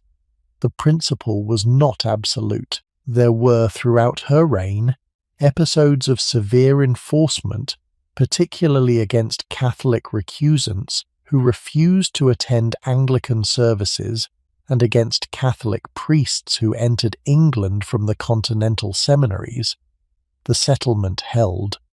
Through the rest of her reign, with adjustments and pressures and the constant managed tension between the Church's various factions, the framework established in 1559 remained in force. The English Reformation, which had been violent and disruptive under her father and her brother and her sister, became, under Elizabeth, slowly a settled fact. The country adjusted itself, generation by generation, to the new arrangement. By the end of her reign, more than 40 years later, the children of those who had been adults in 1559 had grown up in the new church, and the new church had become simply the church. Beyond the religious settlement, the early years of the reign saw the systematic restoration of the country's finances and the careful re-establishment of its diplomatic position. Cecil, working with a small group of trusted colleagues, conducted a recoinage that restored the integrity of the currency. The recoinage, completed in 1561, was one of the great administrative achievements of the reign. The debased coins of the previous reigns were called in. New coins of standard purity were issued in their place. The international markets, which had been discounting English coinage for years, gradually came to accept the new currency at face value. The credit of the English crown, which had been almost ruined by the borrowing of Mary's reign, slowly recovered. Trade with the continent was carefully managed. The English merchants, organized in their various trading companies, were given the support they needed to maintain their export markets, particularly for the woolen cloth that remained, throughout the reign, the principal English export.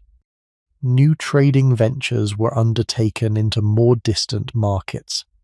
The Muscovy Company, which had been established in 1555, was developed throughout the reign. The Levant Company was chartered in 1581. The East India Company, which would eventually transform the entire economic relationship between England and Asia, was chartered in the Queen's last full year, in 1600. The patient work of these decades laid the commercial foundations of what would much later become the English Maritime Empire. The military and naval establishments were modestly reformed. The army, which remained throughout the reign a feudal levy supplemented by paid foreign mercenaries, was not transformed in any fundamental way. The navy, however, was the subject of careful and sustained investment. The shipyards at Deptford and Chatham produced new vessels of advanced design. The administrative machinery for naval supply and maintenance was developed steadily. By the time of the Armada in 1588, the English Navy was a force of substantial professional capacity, capable of sustained operations against the major continental powers. The achievement was, in retrospect, one of the foundational accomplishments of the reign.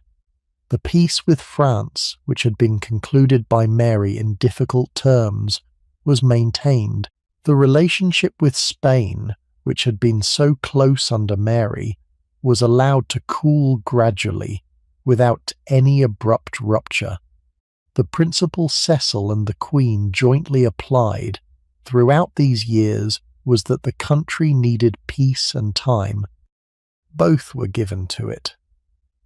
Then there was the question of marriage. From the moment of her accession, the question of whom the new queen would marry dominated almost every diplomatic conversation in Europe. She was 25, unmarried, the last surviving child of Henry VIII, the sole obstacle, in the eyes of most observers, to the inheritance of the English throne by some other monarch. or some other dynasty. If she married and produced children, the Tudor line would continue. If she did not, or could not, the succession would have to be settled in some other way, with all the political dangers that any uncertain succession produced.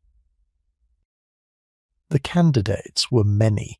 Philip of Spain, her sister's widower, opened the bidding within weeks of her accession, suggesting that he might marry his late wife's sister and thus retain the English connection that his father had so carefully arranged. Elizabeth, with diplomatic courtesy, declined. Philip then transferred his interest to a niece, Elizabeth of Valois, who eventually became his third wife. Other candidates emerged. Eric of Sweden, who would later become King Eric XIV, Archduke Charles of Austria, the younger son of the Emperor Ferdinand, various French candidates at various times, including in due course the Duke of Anjou and the Duke of Alencon, who would dominate the marriage negotiations of the 1570s and 1580s. There was also within her own kingdom the man whom she actually loved. His name was Robert Dudley. He was, like the Queen, 25 years old. They had known each other since childhood.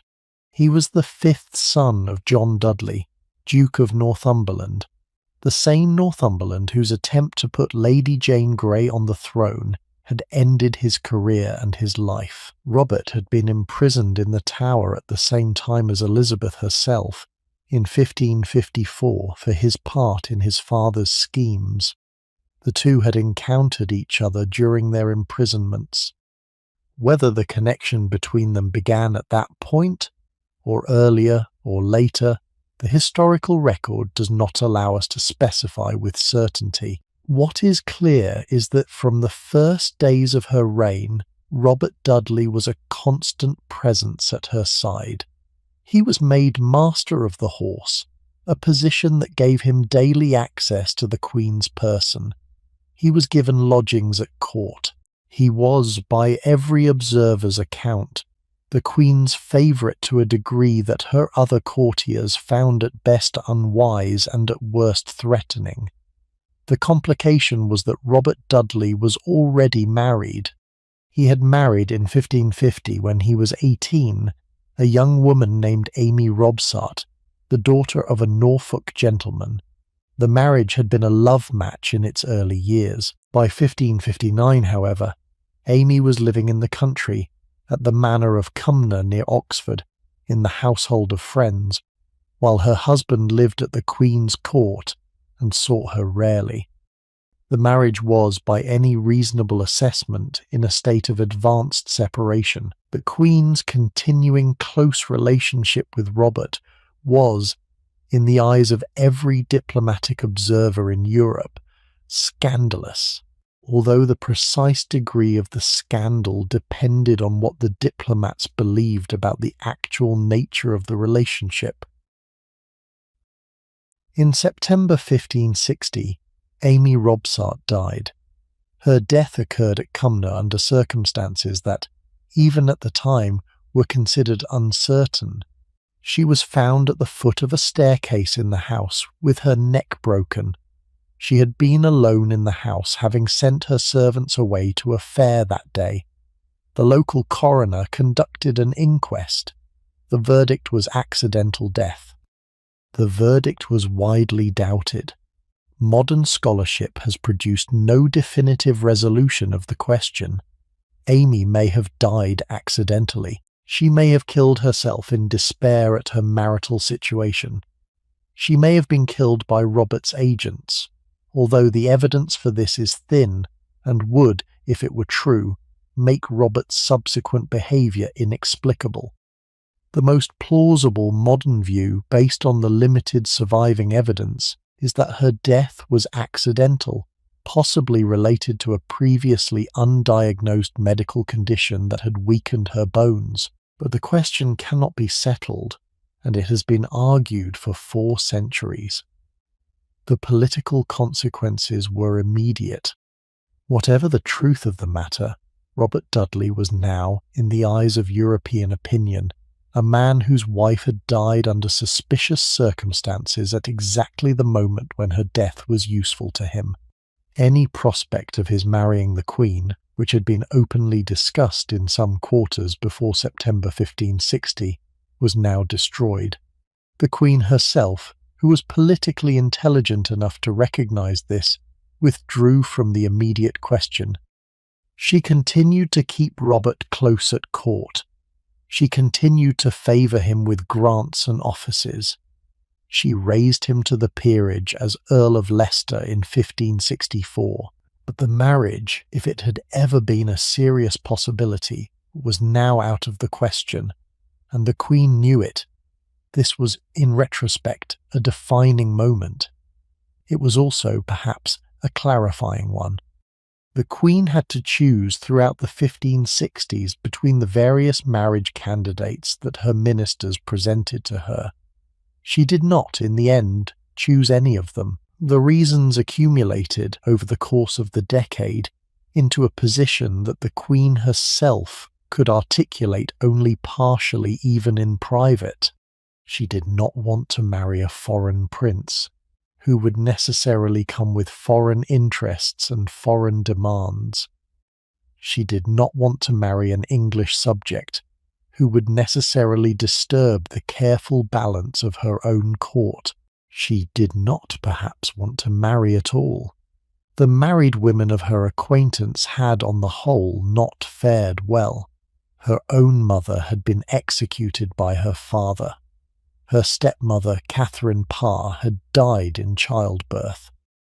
Her sister Mary had been humiliated by Philip of Spain. Marriage, for queens, was historically a difficult business, and Elizabeth had no compelling personal reason to enter into it. But the question of marriage could not be openly closed. To declare that she would never marry would have been to undermine her own position, since the prospect of her marriage was, throughout her reign, one of the principal diplomatic instruments available to her. So long as she might marry, foreign powers had to court her. So long as she might marry, her ministers had to consider her potential alliances. So long as she might marry, she retained in the political world of her time a kind of authority that an unmarried woman past her childbearing years would not have retained. The marriage question, then, became throughout the 1560s and 1570s and into the 1580s a kind of permanent political theatre. Suitors came forward, negotiations were conducted, ambassadors were dispatched, portraits were exchanged, conditions were debated.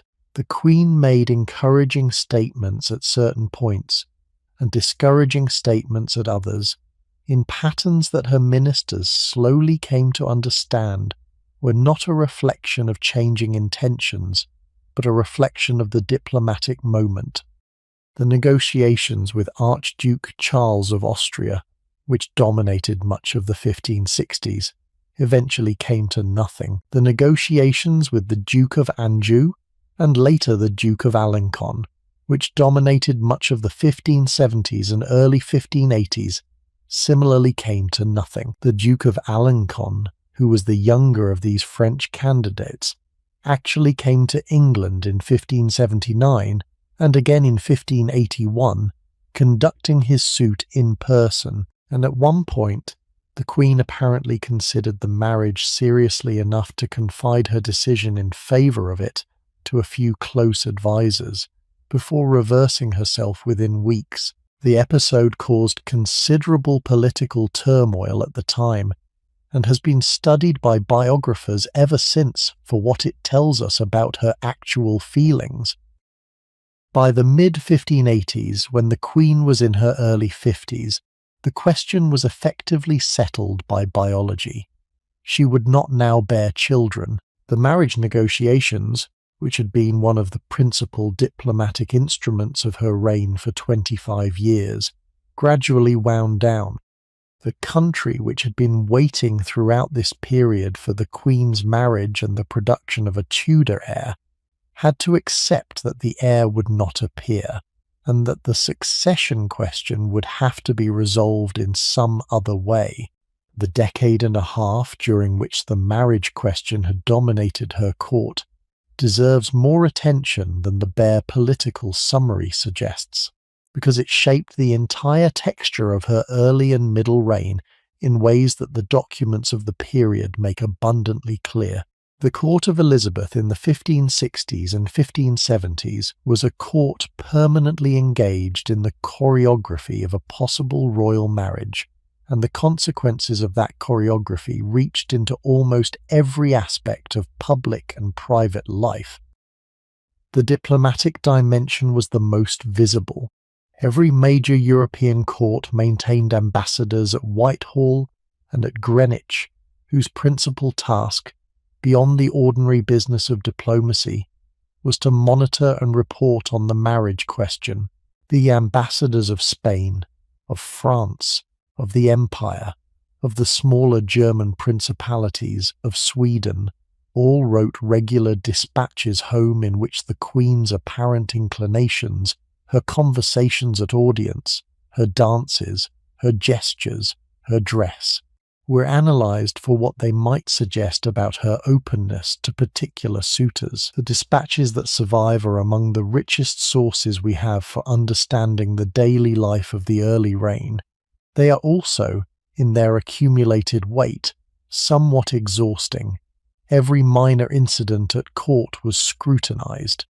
Every chance remark was reported.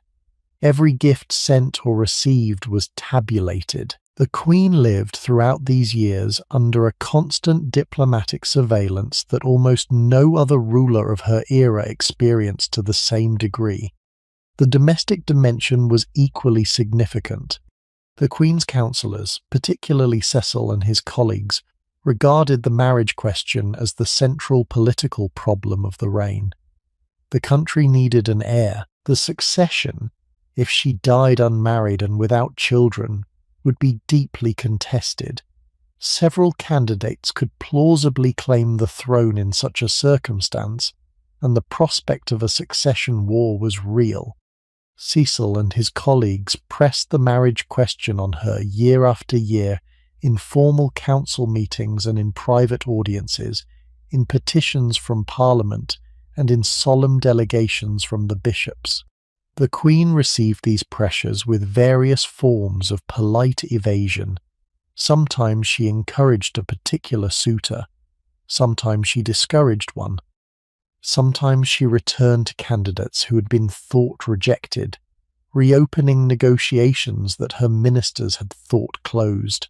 The pattern over years was so consistent that the council eventually began to suspect, although it could not openly say, that the Queen had no real intention of marrying anyone, and that the marriage question was being kept alive by her not as a real possibility, but as a useful instrument.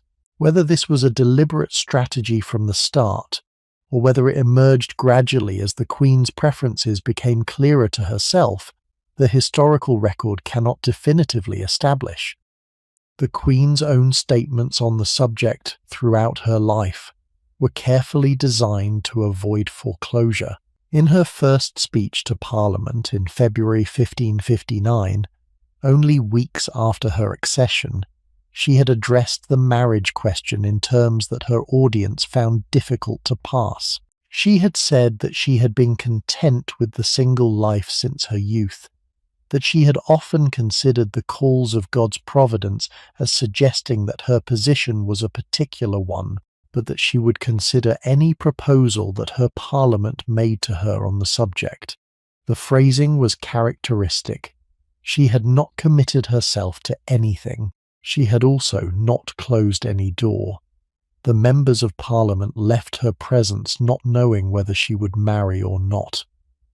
Throughout the 1560s, this pattern continued. When pressed directly, she gave answers that left her room for manoeuvre. She referred to her coronation ring, which she sometimes called her wedding ring, suggesting that she was already married to her people. She referred to the children she might one day have. suggesting that a marriage was still possible. She referred to her advancing age and the difficulty of childbearing for older mothers, suggesting that the prospect was diminishing. She varied her tone according to her audience and her mood. The cumulative effect was to make any clear conclusion impossible. The relationship with Robert Dudley throughout this period was the most difficult feature of the entire question for her ministers to manage. They could not approve of him. He had been the husband of a woman who had died under suspicious circumstances. He was the son of a traitor.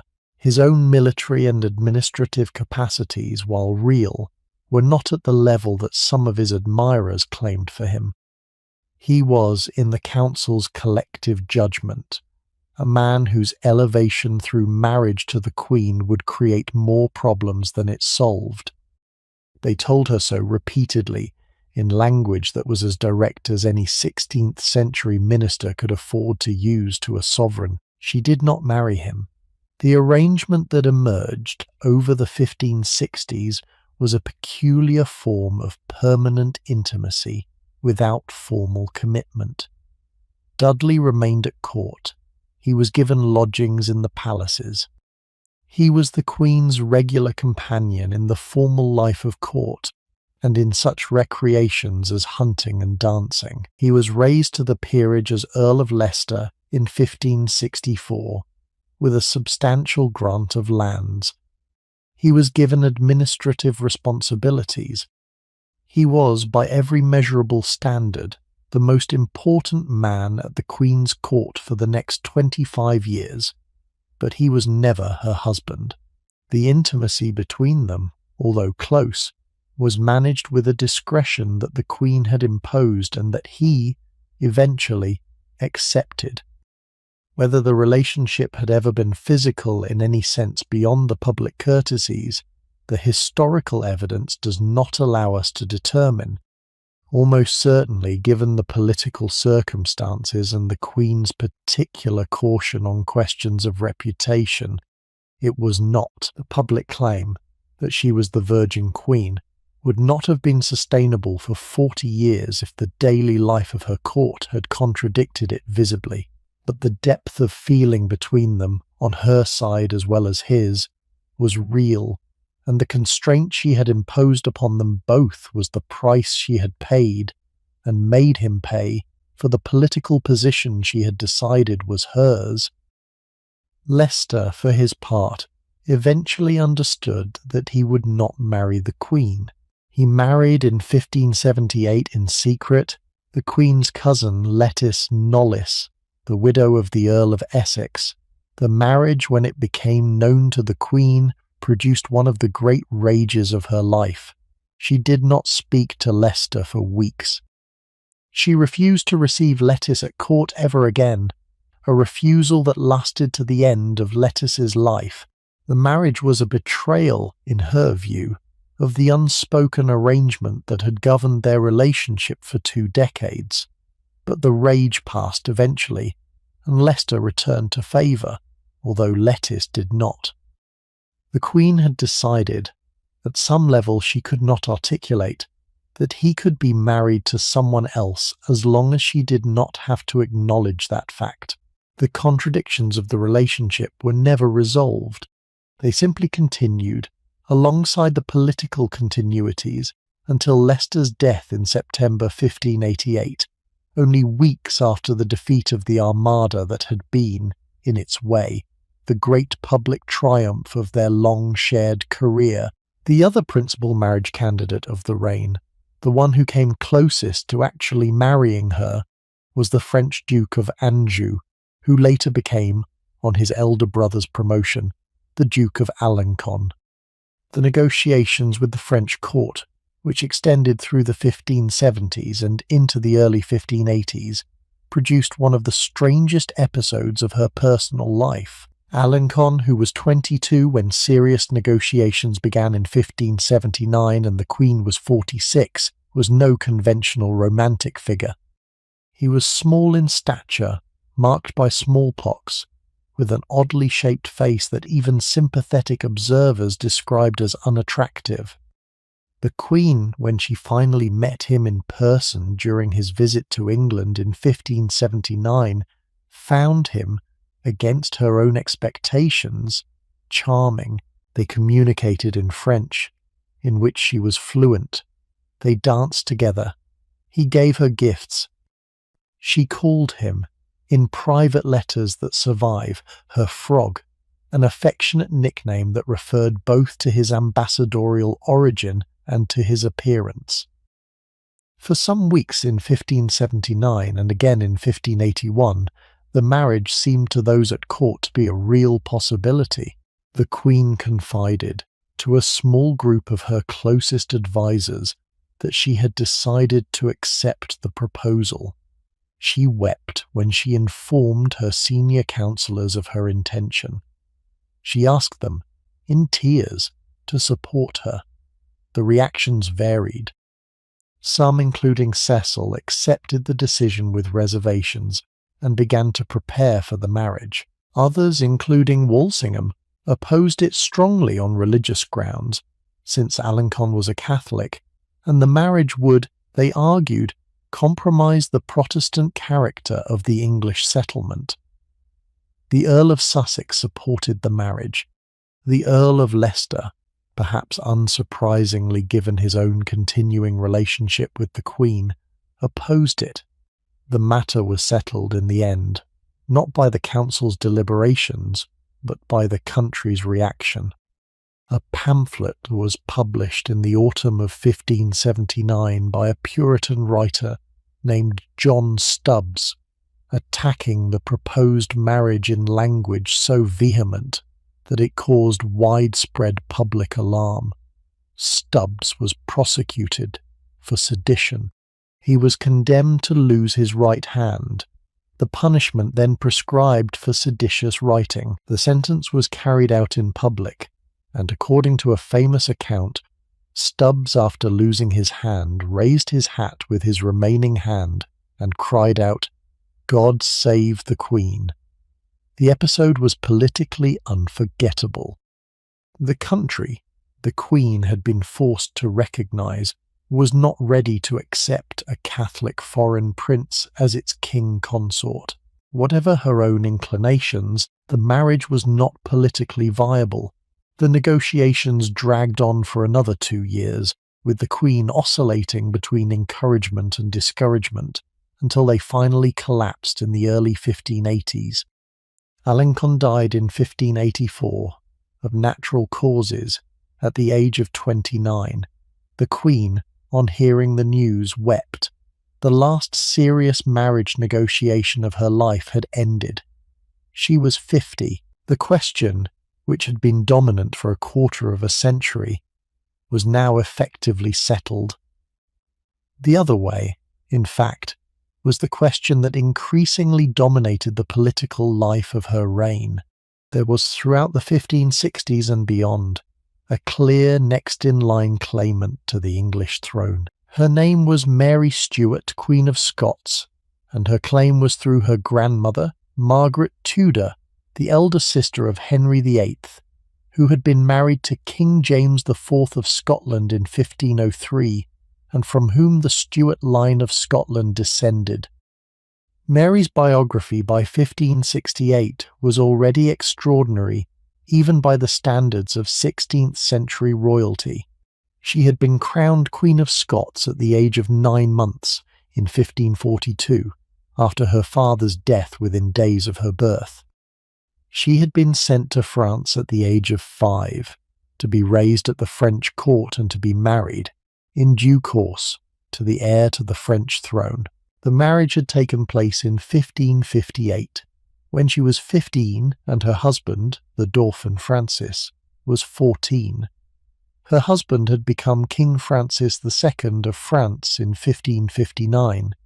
He had died of an ear infection that became a brain infection in December 1560. Mary had returned to Scotland in 1561, an 18-year-old widow, to take up the active rule of a country she had not seen since early childhood, and whose religious settlement, established under her absence, was in the process of becoming firmly Protestant under the leadership of John Knox.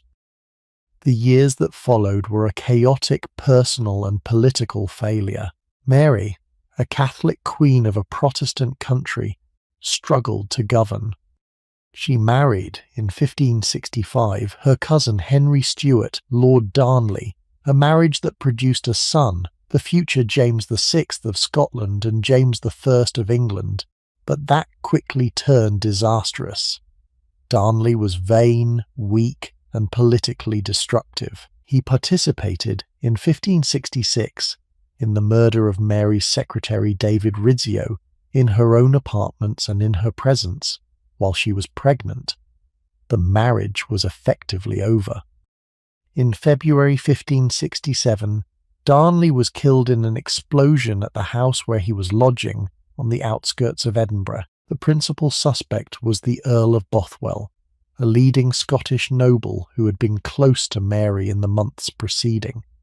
Within 3 months of Darnley's death, Mary married Bothwell, an action that destroyed her remaining political support.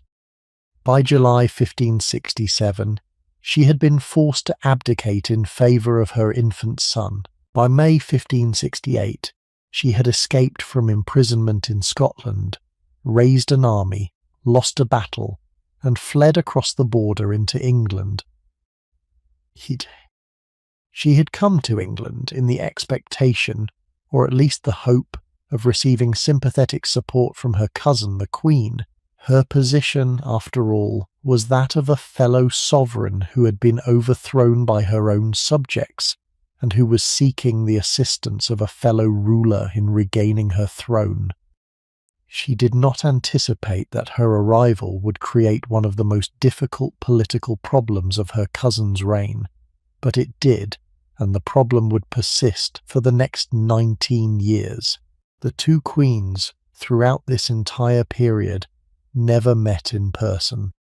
The arrangements for a meeting had been considered several times, particularly in the early years before the political situation had hardened, but each proposed meeting had been postponed for one reason or another, and eventually the prospect of a face-to-face encounter became too politically dangerous to contemplate. They communicated, throughout the 19 years of Mary's English imprisonment, only by letter. The correspondence, which survives in considerable bulk, is one of the most poignant bodies of writing in the Tudor record. Mary wrote to her cousin in tones that ranged from sisterly affection to angry reproach to desperate pleading. Elizabeth replied, when she replied at all, in language that was carefully measured, that promised nothing, and that committed itself to no specific course of action. The two women, who were each other's nearest royal kinswoman, and who shared in a sense the strange isolation of being queens regnant in a culture that had not entirely come to terms with the idea of a female ruler, never resolved the question of what they were to each other. Mary could not be allowed to return to Scotland with English support, because the Scottish Protestant government was an English ally, and any English action against it would be politically and diplomatically disastrous. Mary could not be allowed to leave England for France or Spain, because either of those Catholic powers might use her as the basis for a campaign to restore Catholicism to Scotland and ultimately to England. Mary could not be returned to Scotland against her will, because the Scottish lords would almost certainly execute her, and Elizabeth could not be seen to deliver a fellow sovereign to her death. Mary could not be released to live freely in England, because she would immediately become the focus of every Catholic and dissatisfied faction in the country. What Mary could be was a prisoner. She was placed in a series of country houses under the supervision of trusted Protestant nobles: Bolton Castle in Yorkshire, Tutbury in Staffordshire, Sheffield Castle, Chatsworth, Wingfield.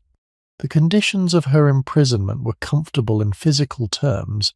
She had a household, she had her ladies, she had her dogs and her embroidery and her prayer books. She had access, intermittently, to her own diplomatic correspondence with her supporters abroad. She did not have liberty. The man who was charged with her custody for most of the long imprisonment was George Talbot, the Earl of Shrewsbury, a senior Protestant peer with a substantial estate and a reputation for reliability. Mary was placed in his care in 1569 and remained with various changes of residence between his properties under his keeping until 1584. The arrangement cost Shrewsbury enormously.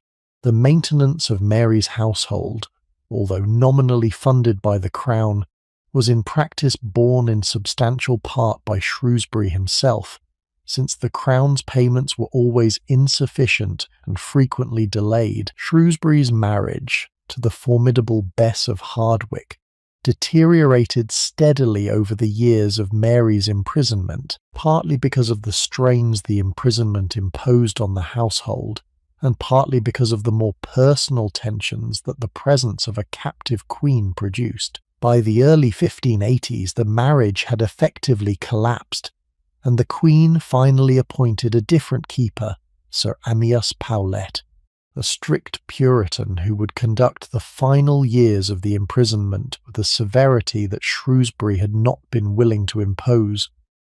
Mary, throughout these years, did not resign herself to her position. She wrote year after year to anyone who might help her. She corresponded with her son James, who was being raised as a Protestant in Scotland, and who showed, increasingly, no interest in his mother's cause. She corresponded with the French court, where her in-laws and former hosts had their own political problems and were unwilling to commit to her restoration. She corresponded with Philip of Spain, whose interest in her cause grew slowly throughout the 1570s and 1580s as his own confrontation with Protestant England developed. She corresponded with the Pope, who supported her cause in principle, but had limited practical means to act on her behalf. She received, from each of these correspondents, sympathy and occasional financial support, but no decisive intervention. She also corresponded with the various plotters and conspirators who, throughout the years of her imprisonment, formed and reformed schemes for her liberation and for the restoration of Catholicism in England. Whether she knew, in each case, the full nature of the plot she was being drawn into is a question that has been debated by historians for centuries. The evidence of her direct involvement varies from plot to plot. In some cases, she was clearly an active participant, encouraging the conspirators and pledging her support for their plans. In others, she was a passive figure whose name was used by others without her informed consent. The cumulative effect, however, was to make her presence in England a permanent source of political danger, and to make any final resolution of her case increasingly inevitable.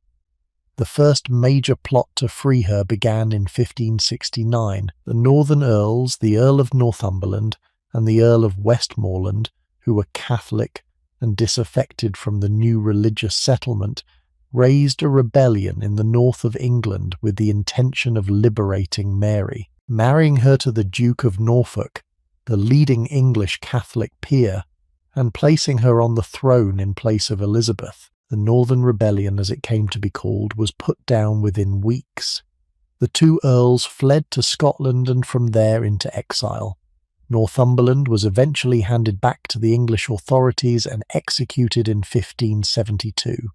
Westmoreland died in poverty on the continent some years later. Norfolk, who had been peripherally involved, was arrested and held in the Tower for several months before being released. The rebellion's failure made clear how the future would unfold. Mary's name would be invoked again and again by every group that wished to overturn the existing settlement. The plots would multiply. The danger to Elizabeth would grow.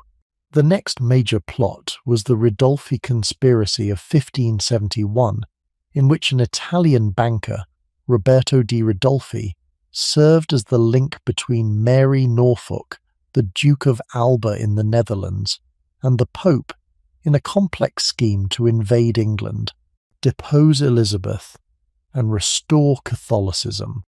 The plot was discovered by Cecil's intelligence networks. Norfolk was implicated and condemned to death. The execution of Norfolk in June 1572 was the moment at which the Queen had to be most directly persuaded to consent to the death of a leading peer, and her difficulty in signing the warrant was an early indication of the personal cost she would pay throughout her reign for the executions her position required of her. She had signed the warrant once, in February 1572, and then withdrawn it. She had signed it again in April. She had finally signed it in May, with the warrant being executed within days. The pattern of agonized hesitation, followed by reluctant consent, was one she would repeat 15 years later in the matter of Mary herself. The Throckmorton plot of 1583 was another conspiracy involving English Catholics, French and Spanish support, and a planned invasion. Francis Throckmorton, the principal English conspirator, was arrested in November 1583. Under torture, he revealed the outline of the plot, including the involvement of the Spanish ambassador, Bernardino de Mendoza. Mendoza was expelled from England in January 1584, the first major rupture of formal diplomatic relations between England and Spain in the reign. The expulsion was a significant moment. The two countries had maintained diplomatic representation, despite increasing tensions, for the entire reign so far.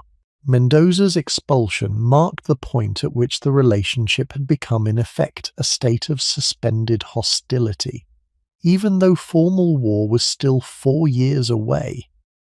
The Throckmorton plot also produced, indirectly, a piece of legislation that would prove central to the eventual resolution of Mary's case. The Bond of Association, drawn up in 1584 by Cecil and Walsingham, was a public oath taken by leading subjects committing themselves to pursue and execute anyone who attempted the Queen's life or who would benefit from her death. The bond was signed by thousands of supporters across the country, in elaborate ceremonies organised by local officials. Its political purpose was to demonstrate to Mary and to her potential supporters that any plot against the Queen would result in Mary's death, even if Mary herself had been unaware of the plot. The bond was given statutory force in 1585 by an Act for the Queen's Surety, which provided the legal mechanism by which Mary could eventually be tried and executed if implicated in any conspiracy against Elizabeth. The Babington plot of 1586 was the one that finally proved fatal to Mary herself. Anthony Babington was a young English Catholic gentleman who had been drawn into a circle of conspirators planning the assassination of Elizabeth and the placement of Mary on the throne. Mary, by this point, had been a prisoner for 18 years. She was 43. She was in poor health. She had become increasingly desperate. Her correspondence with the Babington conspirators, which she conducted through a courier whom she did not realize was a double agent of Cecil's spymaster Francis Walsingham, included, in July 1586, a letter approving the assassination of Elizabeth in principle. The mechanism by which Walsingham trapped her was one of the most elaborate intelligence operations of the entire Tudor period. A double agent, named Gilbert Giffard, had been recruited by Walsingham to serve as the channel for Mary's secret correspondence. The conspirators, believing Giffard to be loyal to their cause, used him to deliver letters to and from Mary's household. The letters were smuggled in and out of Chartley, where Mary was being held by then, in a beer barrel passed through the brewery that supplied the household. Giffard, before delivering each letter, brought it first to Walsingham's cipher specialist, Thomas Philippes, who copied it, deciphered it, and then resealed the original to be delivered. Walsingham thus had a complete record of Mary's correspondence with the conspirators, while Mary believed her communications to be secure. The letter approving the assassination was the evidence that Walsingham had been waiting for. Philippes, after deciphering it, drew a small gallows in the margin of his copy as a kind of professional note that the case was now sufficient. The conspirators were arrested in August. Babington and his closest associates were tried and executed in September. The execution of the principal conspirators was conducted with a particular brutality in the older Tudor style of public execution for treason, that the Queen herself, on hearing the details, ordered to be moderated for the second batch of conspirators executed the following day. The brutality of the first executions had produced, even among ordinary Londoners, a sense of revulsion that the Queen wished not to deepen. Mary was tried in October 1586 at Fotheringhay Castle, where she was being held. The trial was conducted by a commission of English peers and judges. The evidence presented was substantial. Mary defended herself with the dignity that had characterized her entire long imprisonment, refusing to accept the legitimacy of the court that tried her, since she was, she insisted, a sovereign queen who could not be tried by the subjects of another sovereign. The argument was logically sound but politically irrelevant. The verdict was guilty. The sentence was death. The execution did not, however, follow immediately. The death warrant required the Queen's signature. Elizabeth, presented with the warrant by Cecil, refused for weeks to sign it. She walked the gardens at Greenwich and at Whitehall in agonized indecision. She wrote letters to advisers asking what she should do. She summoned and dismissed councillors. She prayed. The execution of a fellow sovereign who was also her cousin was, in her view, a step that could not be taken lightly. There were also serious diplomatic consequences to consider. The execution would be deeply unpopular in Catholic Europe and might provoke Spain and France into actions that English foreign policy was struggling to manage. She also explored throughout these weeks alternative solutions that her ministers regarded as scarcely respectable. She suggested to her councillors that someone might be found who would arrange Mary's death by less formal means, sparing the Queen the public responsibility of having ordered an execution. The councillors, including Walsingham, were genuinely shocked by these suggestions and refused to entertain them. The Queen was being asked to take responsibility for an act she did not want to take responsibility for, and her search for any alternative was, in retrospect, both characteristic of her personal style and indicative of the depth of her reluctance. In February 1587, after months of indecision, the Queen finally signed the warrant. She signed it without explicitly handing it over to be carried to Fotheringhay, expecting, perhaps, that it would not be acted upon.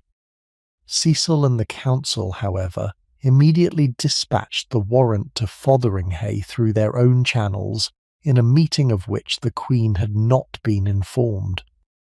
Mary was beheaded on the morning of the 8th of February 1587 in the great hall of the castle. Her death was carried out, as Anne Boleyn's had been, by a single executioner with an axe. The execution was performed badly. The first stroke missed. The second stroke severed most of the neck, but not entirely. The third stroke completed the work. Mary was buried at Peterborough Cathedral, in a service conducted with the formal honours due to a queen, although the political circumstances of her death meant that the funeral was a muted affair. When the news reached Elizabeth at Greenwich, She fell into a fury that was by all accounts more violent and more sustained than any her household had previously witnessed. She blamed Cecil, she blamed the council, she blamed her secretary William Davison, who had carried the warrant to Cecil and who became the official scapegoat for the action.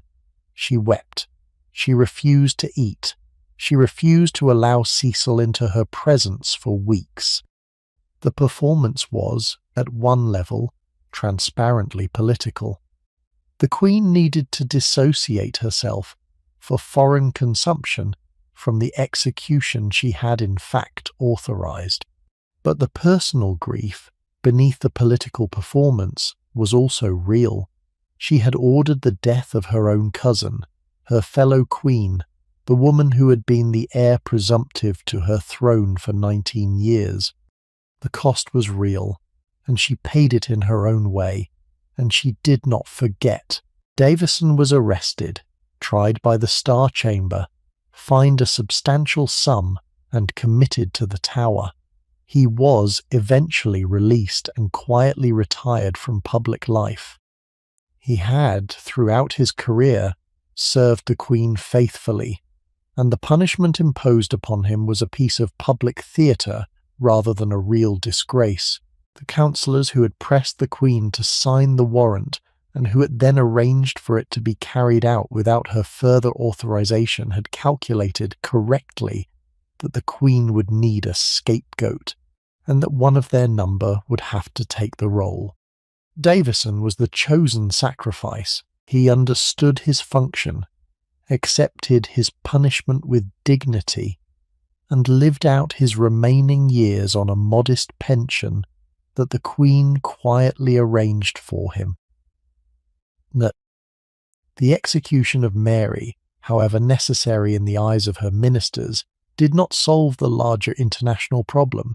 It made it worse. The Catholic powers of Europe, who had been growing increasingly hostile to Elizabeth's England throughout the 1580s, now had a martyr.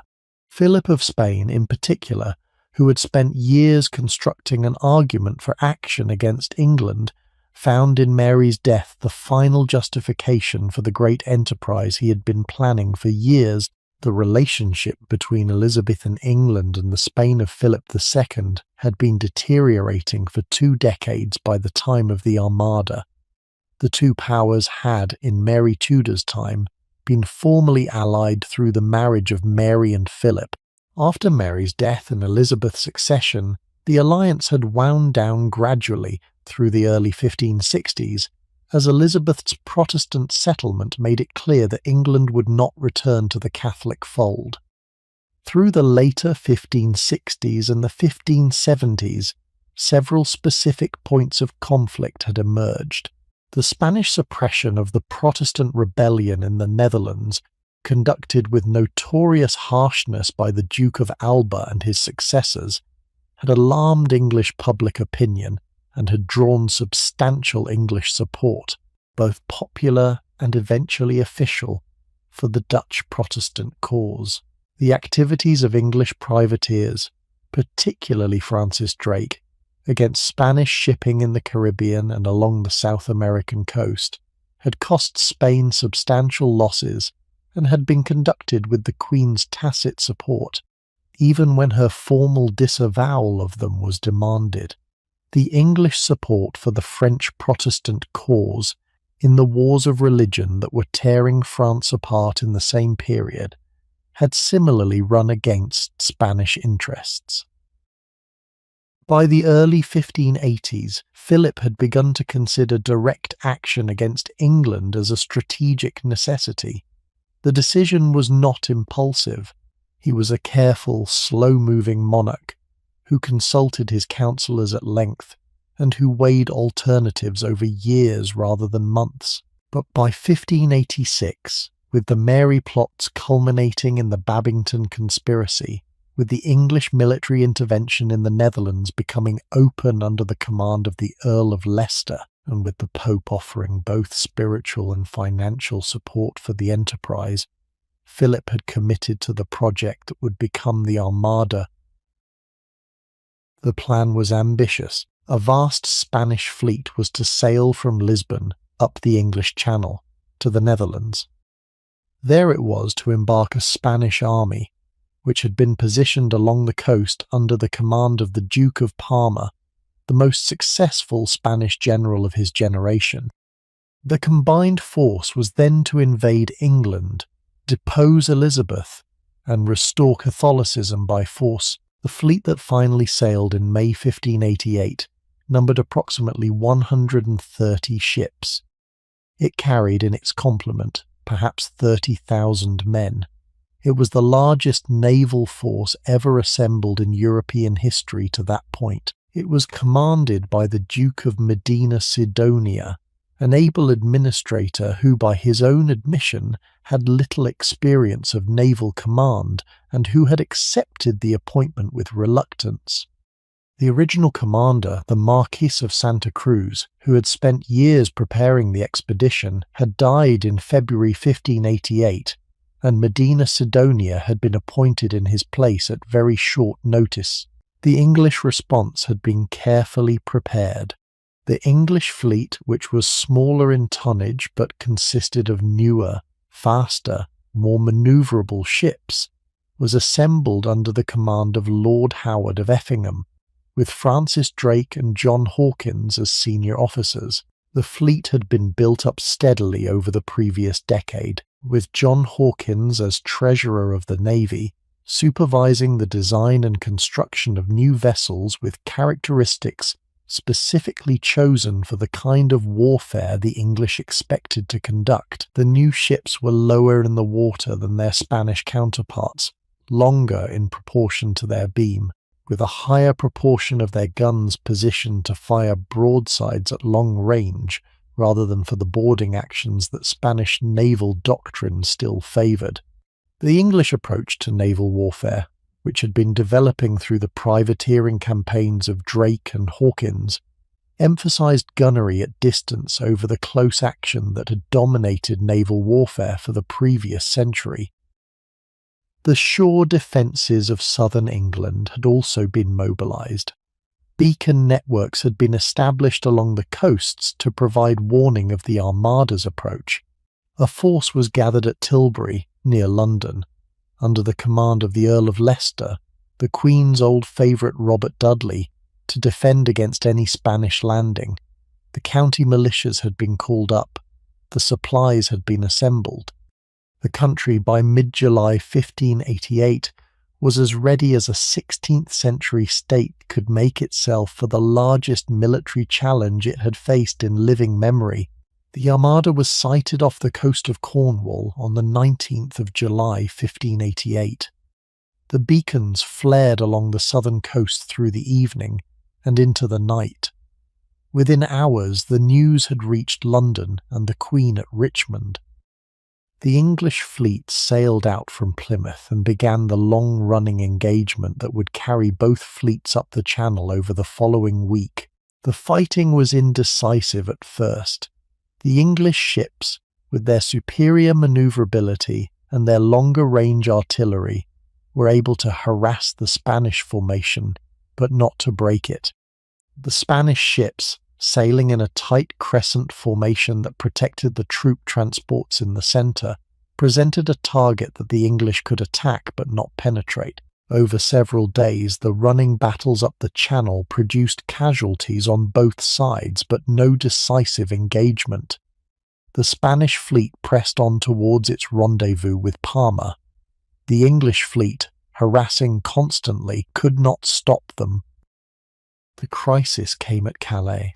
The Armada anchored off the French port on the 28th of July, intending to make contact with Parma's army for the embarkation that was the central object of the entire campaign. Parma, however, was not ready. His army had been assembled, but his transport ships, which were intended to ferry the troops out to the Armada in the Channel, had been blockaded by Dutch shallow-draft vessels in the inland ports. He could not bring his troops out to the fleet. The Armada, anchored off Calais, was waiting for an embarkation that could not happen. The English fleet, finding the Armada anchored, sent in fire ships during the night of the 28th. The fire ships were ordinary vessels, 8 of them on this occasion, loaded with combustibles, set alight, and steered towards the enemy fleet by skeleton crews who jumped overboard at the last moment. The technique was an old one, but it was psychologically devastating in its effect. The Spanish ships, fearing a more elaborate attack, and remembering particularly the explosive fire ships that had been used against Parma's bridge at Antwerp 3 years earlier, cut their cables and scattered into the open sea. The careful formation that had held throughout the run up the channel was broken. The next day, off Gravelines, the English fleet engaged the scattered Spanish ships in the most decisive battle of the campaign. The English used their artillery advantage at close range, hammering the Spanish hulls and rigging without coming within boarding distance. Several Spanish ships were sunk or driven ashore. The Spanish fleet, although its core formation began to reassemble during the day, had taken substantial damage. By evening, the Spanish admirals, recognizing that they could not return through the channel against the English fleet and the prevailing winds, decided to attempt to return to Spain by sailing north around Scotland and Ireland. The voyage home was disastrous. The Atlantic storms of the late summer struck the Spanish fleet as it rounded the north of Scotland and the western coast of Ireland. Ship after ship was wrecked on the rocky coasts. The Irish coast in particular became a graveyard for Spanish vessels. Crews who reached land faced varying receptions. Some were taken prisoner and treated as captured combatants under the conventions of the time. Others, particularly along the more remote stretches of the Irish coast, met fates that the official records describe in restrained language. The English authorities in Ireland, fearing that Spanish survivors might rally local Irish Catholic support, gave orders that survivors should not be permitted to remain in arms. The implementation of these orders, in the chaotic conditions of August and September 1588, produced outcomes that varied widely from place to place. Of the approximately 130 ships that had sailed from Lisbon in May, perhaps half returned to Spain by the autumn. The losses in personnel were even higher. Many of the survivors who reached Spanish ports were sick or wounded. The Armada had been, in military terms, defeated by a combination of English seamanship, the action of the fire ships, the failure of Parma to make the rendezvous, and the weather of the North Atlantic. The exact apportionment of credit between these factors has been debated by historians for 400 years. What is clear is that the invasion of England, which had been the principal strategic objective of Philip II for over 2 years, had failed completely. The English commemorative medal struck after the Armada bore the inscription, in Latin, God blew, and they were scattered. The phrasing was apt. The English fleet had inflicted significant damage during the running battles up the Channel and at Gravelines, but the final destruction of the Spanish forces had been accomplished by the storms of the Atlantic, and the English felt no embarrassment in attributing the outcome to divine providence, rather than to their own efforts alone. The Queen herself, throughout the crisis, had been at Tilbury with the army assembled there for the defence of London. The visit took place on the 8th and 9th of August, when the Armada had already been driven from the Channel, but when the danger of a landing by Parma's army was still considered to be present. The Queen rode through the lines of soldiers on a white horse, dressed in a steel cuirass over a white gown, with the Earl of Leicester walking on one side of her and the Earl of Essex, then a young man at the start of his career at court, on the other. She addressed the troops at some point during the visit, in a speech of which the most famous version was first published 20 years later. Whether she actually delivered the speech that has come down to us in her name is a question that has been debated by historians. The speech, as it has been preserved, contains the lines, "I have the body but of a weak and feeble woman, but I have the heart and stomach of a king, and of a king of England too." The text was first published 20 years after the event, in a collection by Lionel Sharp, who claimed to have been present, and the surviving accounts of the Queen's actual address at Tilbury are too brief and too divergent to allow any confident reconstruction of what was actually said. But something was said on horseback before the assembled troops on a day in early August 1588, when the country was waiting for news of whether the Armada had succeeded in landing Parma's army on the southern coast. The Queen's presence with her troops at that moment, whatever her exact words, was the kind of visible courage that English popular memory has not been wrong to celebrate. The defeat of the Armada was the great public triumph of her reign. The country celebrated in an explosion of relief and patriotic fervour that produced, over the years that followed, much of the cultural material we now think of as Elizabethan. Thanksgiving services were held in cathedrals and parish churches across England. Commemorative tapestries were commissioned by the Lord Admiral.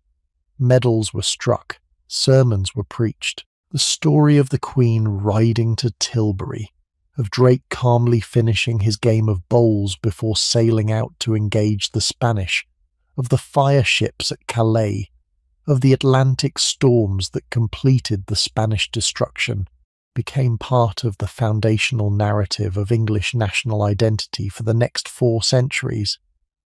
The plays of Shakespeare, who was beginning his career in London in exactly these years, were written for an audience whose recent experience included the defeat of the Spanish invasion.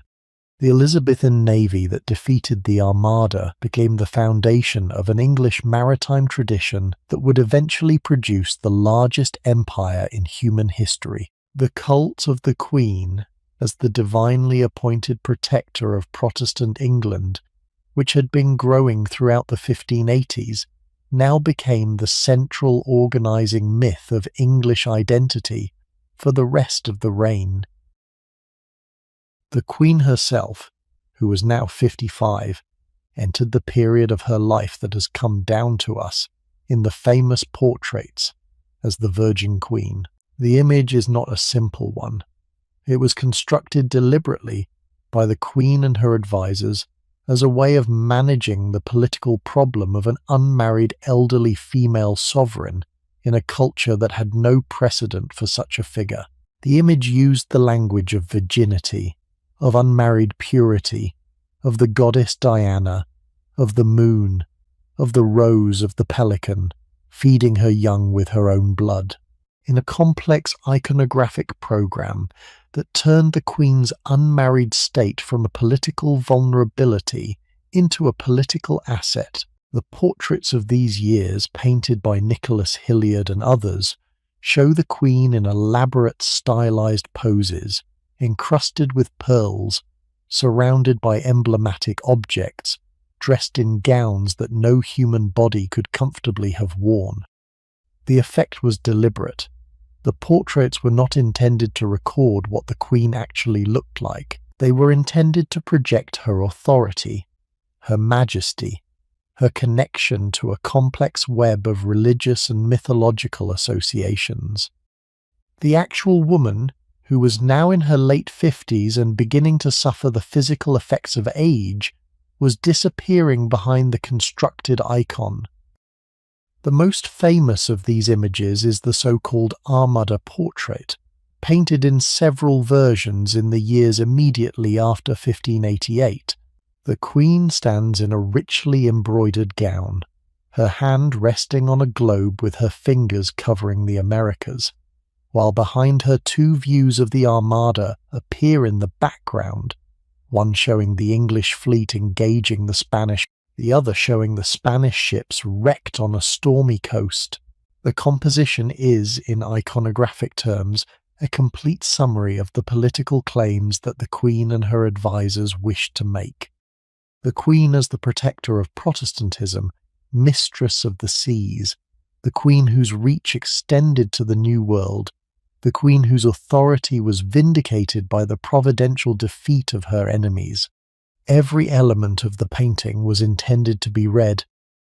But the rainbow portrait, painted around 1600 when the queen was nearing 70, took the iconographic program to its furthest extreme. The queen, depicted as a young woman although she was nearing the end of her life, holds a rainbow in her hand. Her gown is embroidered with eyes and ears, suggesting omniscience. A serpent of wisdom is woven into her sleeve. The Latin motto, non sine soliris, no rainbow without the sun, suggests her role as the source of order and clarity in her kingdom. The painting was not realism. It was political theology in oil paint. It served, with the other late portraits, as a kind of sustained visual argument for the legitimacy of an aged, unmarried female ruler in a culture that had no other obvious framework for understanding such a figure. The court life of the 1590s, in which these portraits were produced, had a particular texture that contemporary observers found both impressive and slightly strange. The Queen still held court daily. She still received ambassadors. She still attended chapel with her household. She still went on her summer progresses through the country, although the progresses had become shorter and more cautiously planned as she aged. But the daily rhythm of the court was now organized around an elaborate set of ceremonial conventions that the younger generation of courtiers had grown up with, and that they performed, on the whole, with genuine devotion. The court gathered, throughout these years, around the icon with a kind of theatrical devotion that observers found at once impressive and slightly disturbing.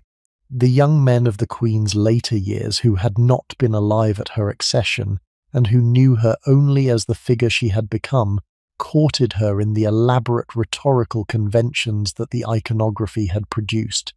They wrote her sonnets. They composed masques in her honour.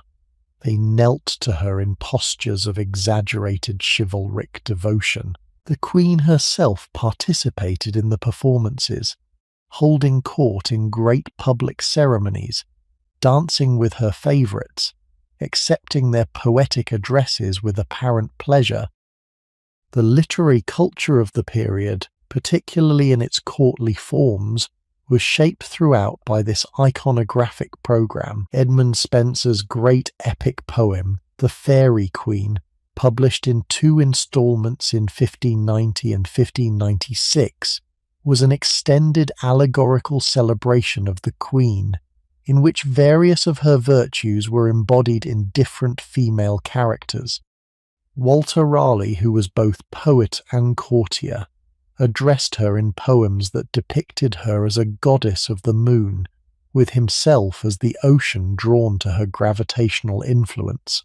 The masques performed at court on great occasions wove the Queen into elaborate mythological narratives in which she appeared as Astrea, the virgin goddess of justice, returning to a fallen world to restore the Golden Age.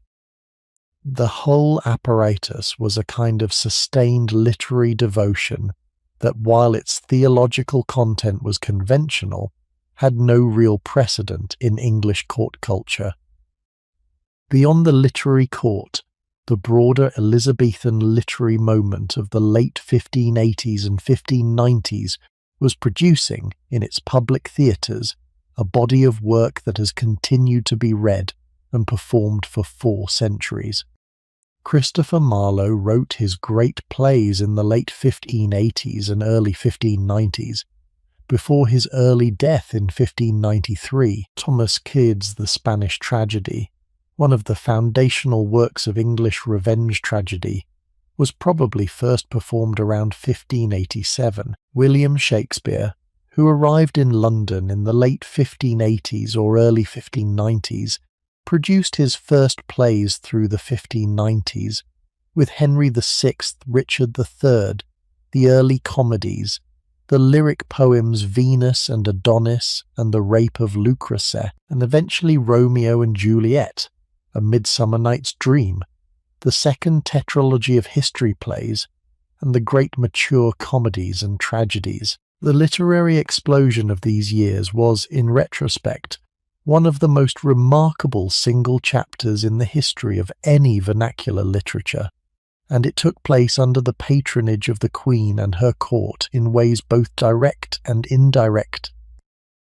The court was, however, also a place of practical politics, and the practical politics of the 1590s was difficult. The country was at war with Spain, in a conflict that had begun before the Armada and continued for the rest of the reign. The war was expensive. The treasury, which had been carefully husbanded by Cecil through the 1560s and 1570s, was being steadily drained by military expenses through the 1580s and 1590s. Taxes were raised. The Crown's lands were sold or granted to courtiers in exchange for services. The system of monopolies, in which the Queen granted to particular individuals the exclusive right to deal in particular commodities, was extended and abused, producing widespread complaint by the end of the reign. There was also the Long Irish War, which began in 1594 with the rebellion of Hugh O'Neill, Earl of Tyrone, and which continued until shortly after the Queen's death. The Irish War was a constant drain on English military and financial resources throughout the 1590s. It produced no decisive results during the Queen's lifetime. The successive English commanders sent to suppress the rebellion either failed or, in the case of Essex, returned home in disgrace. There was also a series of bad harvests in the mid-1590s, which produced widespread food shortages and considerable popular distress. The years 1594 to 1597 saw 4 successive poor harvests, the worst run of agricultural failure in living memory. Bread prices doubled and tripled in many parts of the country. The poor laws, which had been developed in pieces over the course of the reign, were tested severely. Local authorities in many towns and counties had to organise emergency food supplies for populations whose ordinary means of subsistence had broken down. The famine of these years, although it did not produce mass starvation on the scale that some other European countries experienced in the same period, was a sustained period of hardship that affected the daily lives of millions of Elizabeth's subjects in ways that the court culture of the same years did not entirely register. Menciand the Pyrwyd Sigam. The most prominent of these later favourites was Robert Devereux, 2nd Earl of Essex. He was the stepson of the Queen's old love, Robert Dudley, having been raised in his stepfather's household after the death of his own father. He had come to court in 1584, when he was 18 and the Queen was 51. He was tall, handsome, charming, ambitious, and dangerously unstable. The Queen took an immediate interest in him. By the late 1580s, after Leicester's death in 1588, Essex had become the Queen's principal favourite in a manner that combined the political attachments of the older Leicester relationship with the more theatrical chivalric posturing that the late period of the reign cultivated. Essex, however, was not Leicester. Leicester had been a man of considerable political shrewdness, who had managed his relationship with the Queen for nearly 30 years through episodes of conflict and reconciliation. Essex was a man of romantic temperament who lacked Leicester's strategic patience. He pursued military adventures in the Netherlands and Cadiz with mixed success. He had served at the Siege of Sluys in 1587. He had taken part in the expedition to Cadiz in 1596, which had been one of the most successful English military actions of the war, and in which Essex's role had been genuinely distinguished. He had taken part in the islands voyage of 1597, an expedition to intercept the Spanish treasure fleet in the Azores, which had been considerably less successful and had produced the first serious quarrels between Essex and the Queen on questions of military strategy. He quarrelled with the Queen openly, on more than one occasion, in ways that no other courtier of his generation would have dared. The most famous of these incidents took place at a council meeting in 1598, when Essex turned his back on the Queen during a heated discussion. The Queen, in fury, struck him on the ear. Essex, in equal fury, reached for his sword. He was prevented from drawing it by the Lord Admiral, who was standing beside him. Essex stormed out of the council chamber and refused to attend court for several months. The reconciliation, when it came, was uneasy and incomplete. The relationship between the Queen and her last great favourite was by this point deteriorating in ways that neither of them seemed able to arrest. He demanded military commands that the Queen was reluctant to give him. He gathered around himself a faction of ambitious younger men who saw him as their channel to the Queen's favour, and who pressed his interests against the more cautious advice of Cecil's son, Robert Cecil, who had taken over his father's role as principal minister after the elder Cecil's retirement. The crisis of the Essex relationship came in 1599 and 1600. Essex had been given command of an expedition to suppress a rebellion in Ireland, led by Hugh O'Neill, Earl of Tyrone, which had been the most serious military threat to English authority in Ireland for a generation. The expedition was a substantial commitment of English resources. The Queen had been reluctant to entrust it to Essex. Essex had insisted and had eventually been given the command. The campaign was a disaster. Essex failed to engage Tyrone decisively, made a private and politically suspect agreement with him, and then, in September 1599, abandoned his command without permission and returned to England to defend himself in person to the Queen. He arrived at Nonsuch Palace on the 28th of September 1599. He burst into the Queen's bedchamber before she was fully dressed, with the dust of his journey still on his clothes. The Queen, who had a substantial capacity to manage public scenes, did so on this occasion. She received him kindly. She allowed him to retire to clean himself. She summoned him later in the day, by which time her composure had given way to anger. She placed him under house arrest.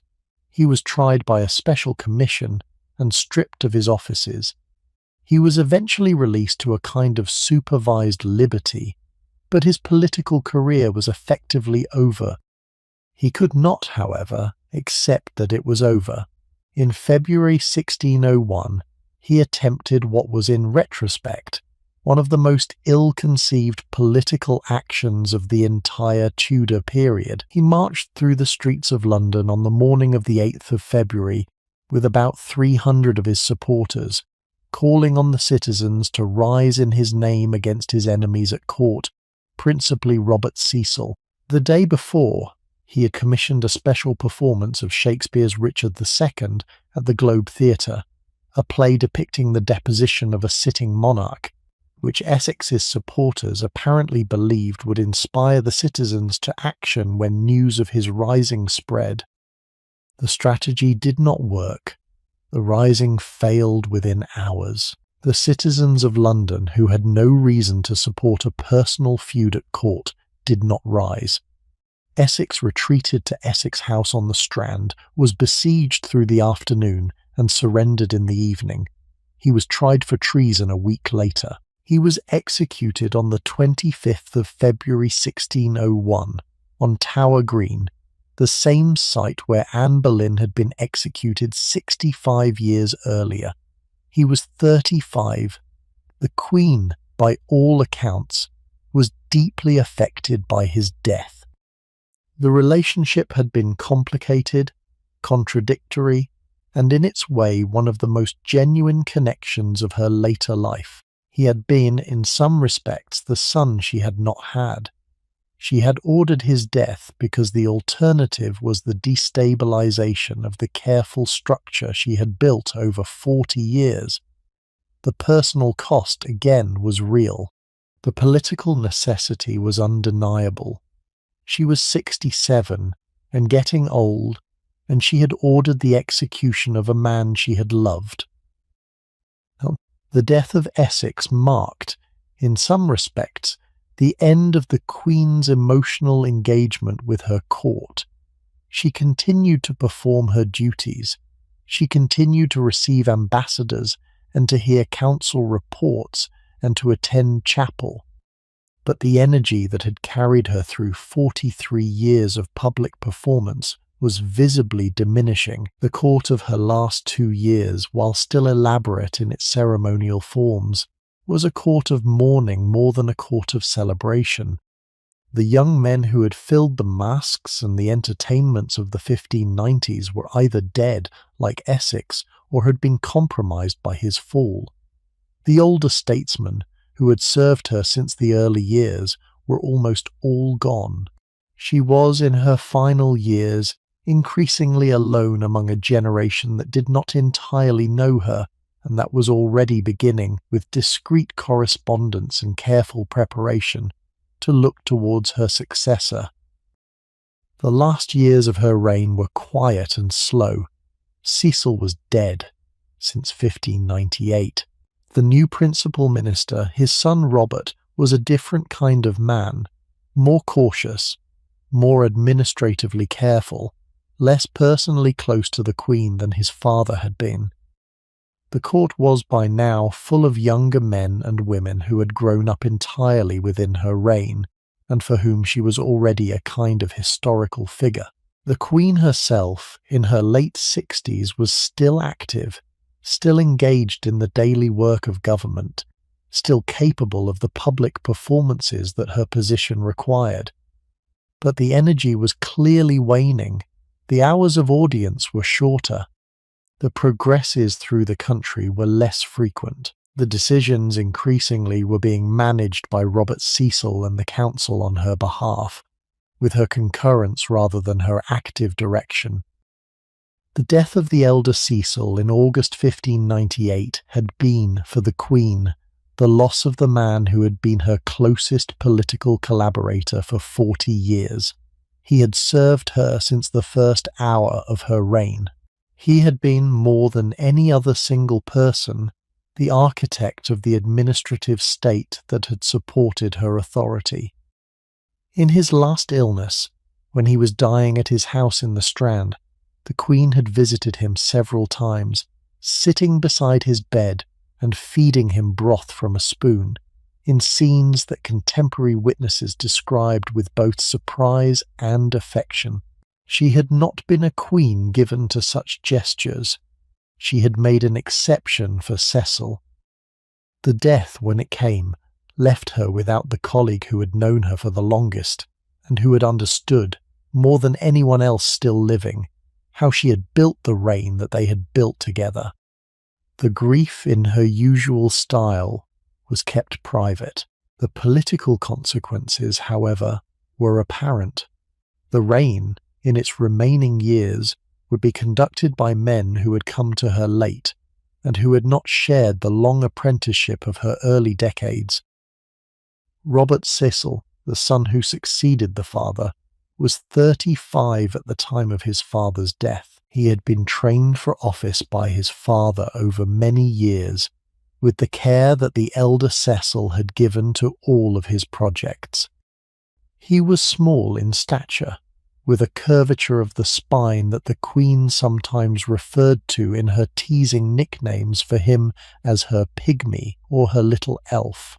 But he was politically able, administratively skillful, and deeply loyal to the institution of the crown. The Queen, who had not been close to him in the way she had been close to his father, came to rely on him in the late 1590s and early 1600s as the principal manager of her government. The transition was, in retrospect, one of the more successful generational handovers in Tudor administrative history.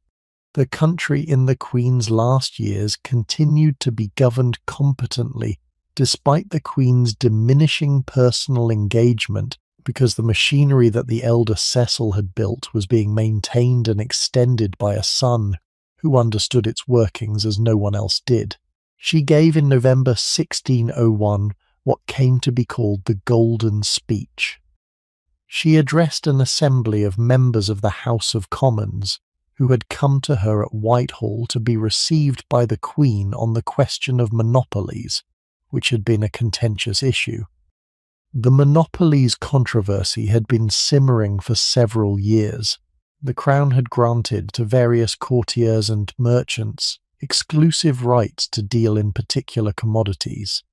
The grants had been, in their original conception, a way of rewarding service without direct payment from the Treasury. They had become, in their actual operation, a kind of taxation on ordinary commerce, with the monopoly holders charging higher prices than the market would have produced and dividing the additional revenue between themselves and their court patrons. The complaints had reached Parliament, where members had begun to debate the matter in language that became, by the autumn of 1601, openly critical of the Crown's grants. The Queen, recognising that the matter could not be allowed to continue without response, took a step that almost no other Tudor monarch would have taken. She conceded. She announced, before the parliamentary session ended, that she would revoke the most contentious monopolies and would refer the others to investigation. She invited the leaders of the Commons to attend her at Whitehall to hear her reply in person.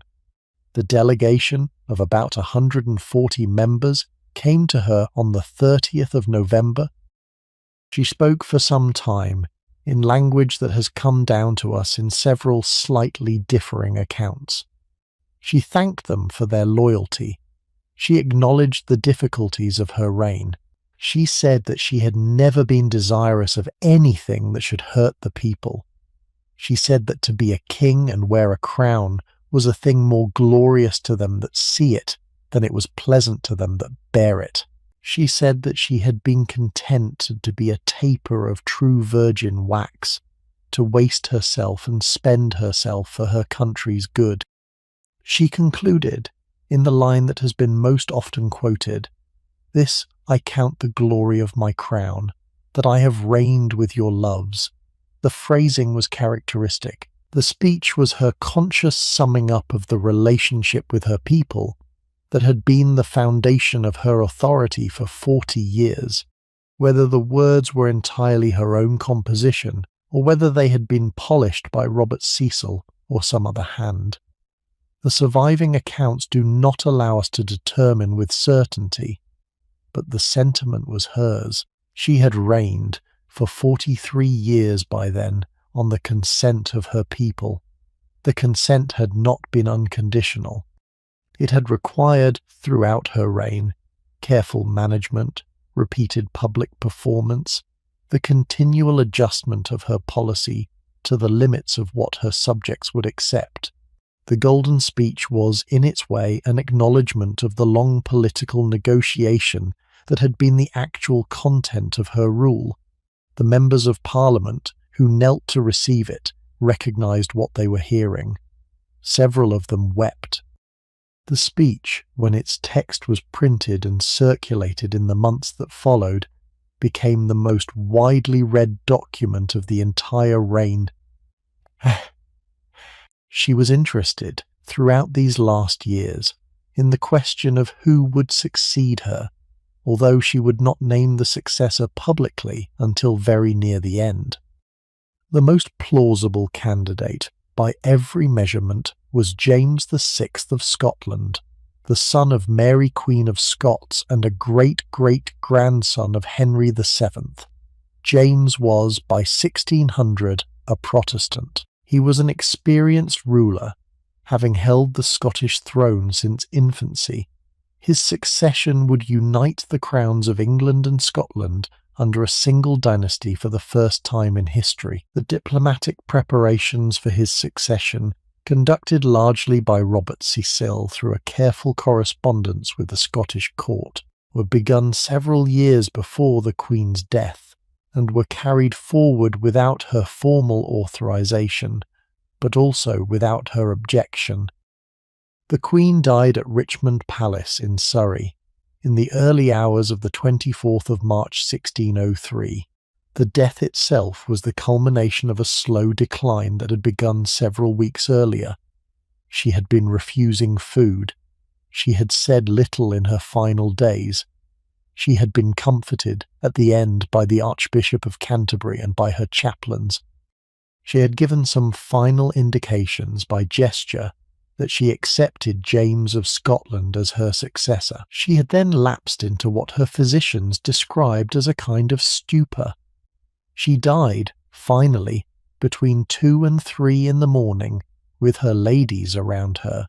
The accounts of the Queen's last weeks come to us principally from the diary of Sir Robert Carey, a courtier and later a peer, whose detailed record of those weeks is one of the most vivid documents of the entire Tudor period. Carey describes the Queen's refusal to eat, her refusal to lie down, her long silences, her occasional outbursts. He describes her sitting on the floor for 4 days and nights at one point, refusing all attempts to move her. He describes the gradual realization among the household that the Queen would not recover, and the careful preparations that were being made behind the scenes for the succession. The mood in the palace in those final weeks is described in the surviving accounts as oppressive. The Queen would not have music played, although in her younger years music had been one of her great pleasures. She would not have her ladies read to her. She would not allow the ordinary entertainments of the court to proceed. The household tiptoed around her. The councillors came and went, conferring among themselves in low voices. The diplomatic representatives in London, who knew that the great political transition of the age was now at hand, sent dispatches home with daily updates on the Queen's condition. The decision, in those last days, of who would succeed her was both formal and informal at the same time. Robert Cecil and the council had, for several years, been corresponding in secret with James of Scotland, ensuring that he would be ready to assume the throne when the Queen died. The Queen herself, who had refused throughout her reign to name a successor publicly, had nevertheless given various indications that James was acceptable to her. In her final days, when she was no longer able to speak clearly, she gave, in answer to questions about who should succeed her, certain gestures that her counsellors interpreted as confirming the arrangements they had already made. Whether her gestures were truly meant to indicate James, or whether they were simply the involuntary movements of a dying woman, the council took them as sufficient and proceeded. She was given the last rites by Archbishop Whitgift, who knelt beside her in her final hours, and led her, as far as her remaining consciousness permitted, in the prayers of a dying Christian. The Archbishop, who had been her loyal ecclesiastical servant for many years, and who had held the see of Canterbury since 1583, was one of the few men whom she had genuinely trusted in her final decade. His presence at her deathbed was, in some ways, the proper final tribute of the church she had settled to the Queen who had settled it. She lapsed, in the final hours of the 23rd of March, into a state from which she would not return.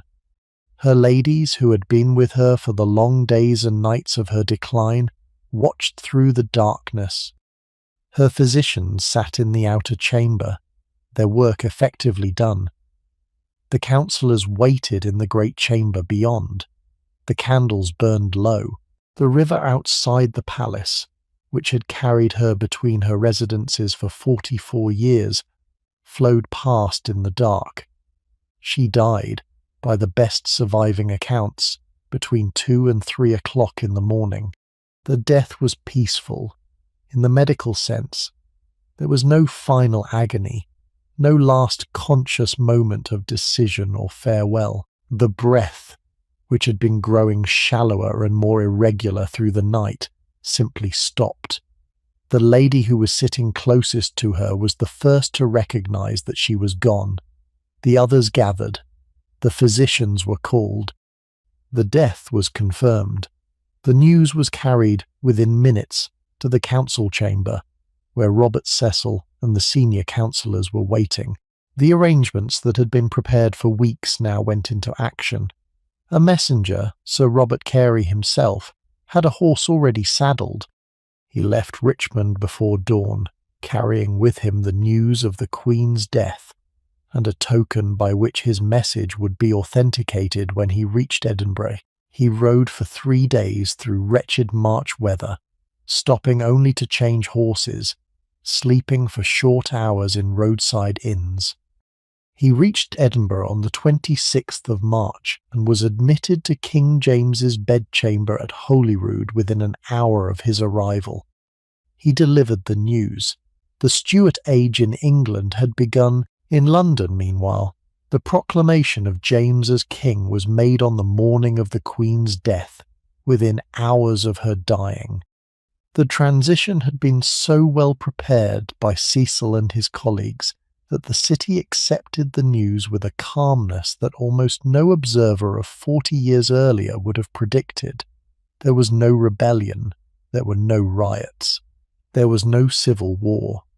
The crown passed from the Tudor dynasty, which had begun at Bosworth in 1485, to the Stuart dynasty, which would govern England, with one significant interruption, until 1714.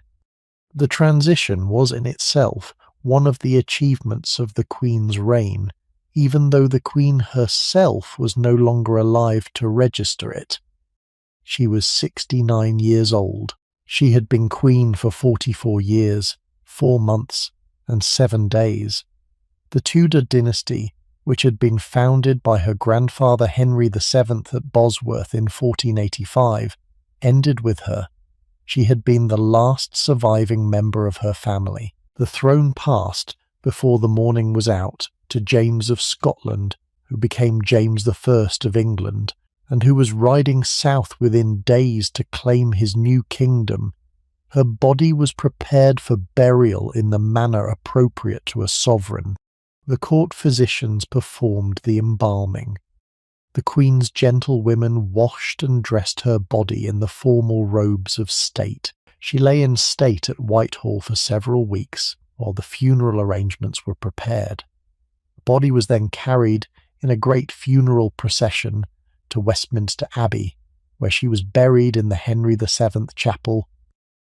The funeral procession itself, on the 28th of April 1603, was one of the great public spectacles of the Tudor century. Over 1,000 official mourners walked in the cortege, in the elaborate hierarchical order that Tudor protocol required.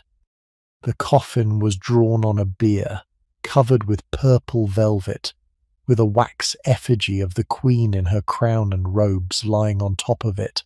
The crowds along the route were enormous. The contemporary accounts speak of an outpouring of public grief that surprised even those who had expected the death to be widely mourned. Men and women in the streets wept openly. The chronicler John Stow wrote that there was such a general sighing and groaning as the like hath not been seen or known in the memory of man. The city, which had grown up entirely under her reign, was confronting the loss of the only sovereign most of its inhabitants had ever known. The tomb that was eventually built for her by her successor placed her sarcophagus next to that of her sister Mary, the two of them lying together for eternity in a juxtaposition that the historical reality of their lives would not have predicted, but that the dynastic logic of their family required. The tomb was the work of the sculptor Maximilian Colt, working over several years on a commission from King James. The effigy of Elizabeth that lies on top of the sarcophagus shows her as she had been in her last years, but with the deliberate dignity of stone funerary monuments rather than with the realism of any specific moment.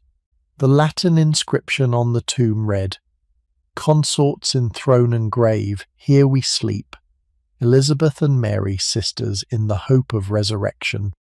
The words, in their compressed historical irony, have continued to move visitors to the chapel for 4 centuries. She had outlived her time. The men who had served her at the start of her reign had been dead for decades. The Cecil who had served her in the 1590s was the son of the Cecil she had appointed at Hatfield in 1558. Most of the writers and the soldiers and the sailors of the Elizabethan moment had died before her. She had become, in the last years, a survivor of an earlier generation, presiding by sheer endurance over a country that had grown up entirely within her reign and that had no other experience of political authority. What she left behind was substantial. The Elizabethan religious settlement, established in 1559, held throughout her life and was inherited by James intact. The settlement would, over the following century, become simply the Church of England, the established church that has continued in modified form to the present day. The Elizabethan Navy, which had been built up in the years before the Armada, was the foundation of the maritime tradition that would shape England's role in the world for the next 3.5 centuries.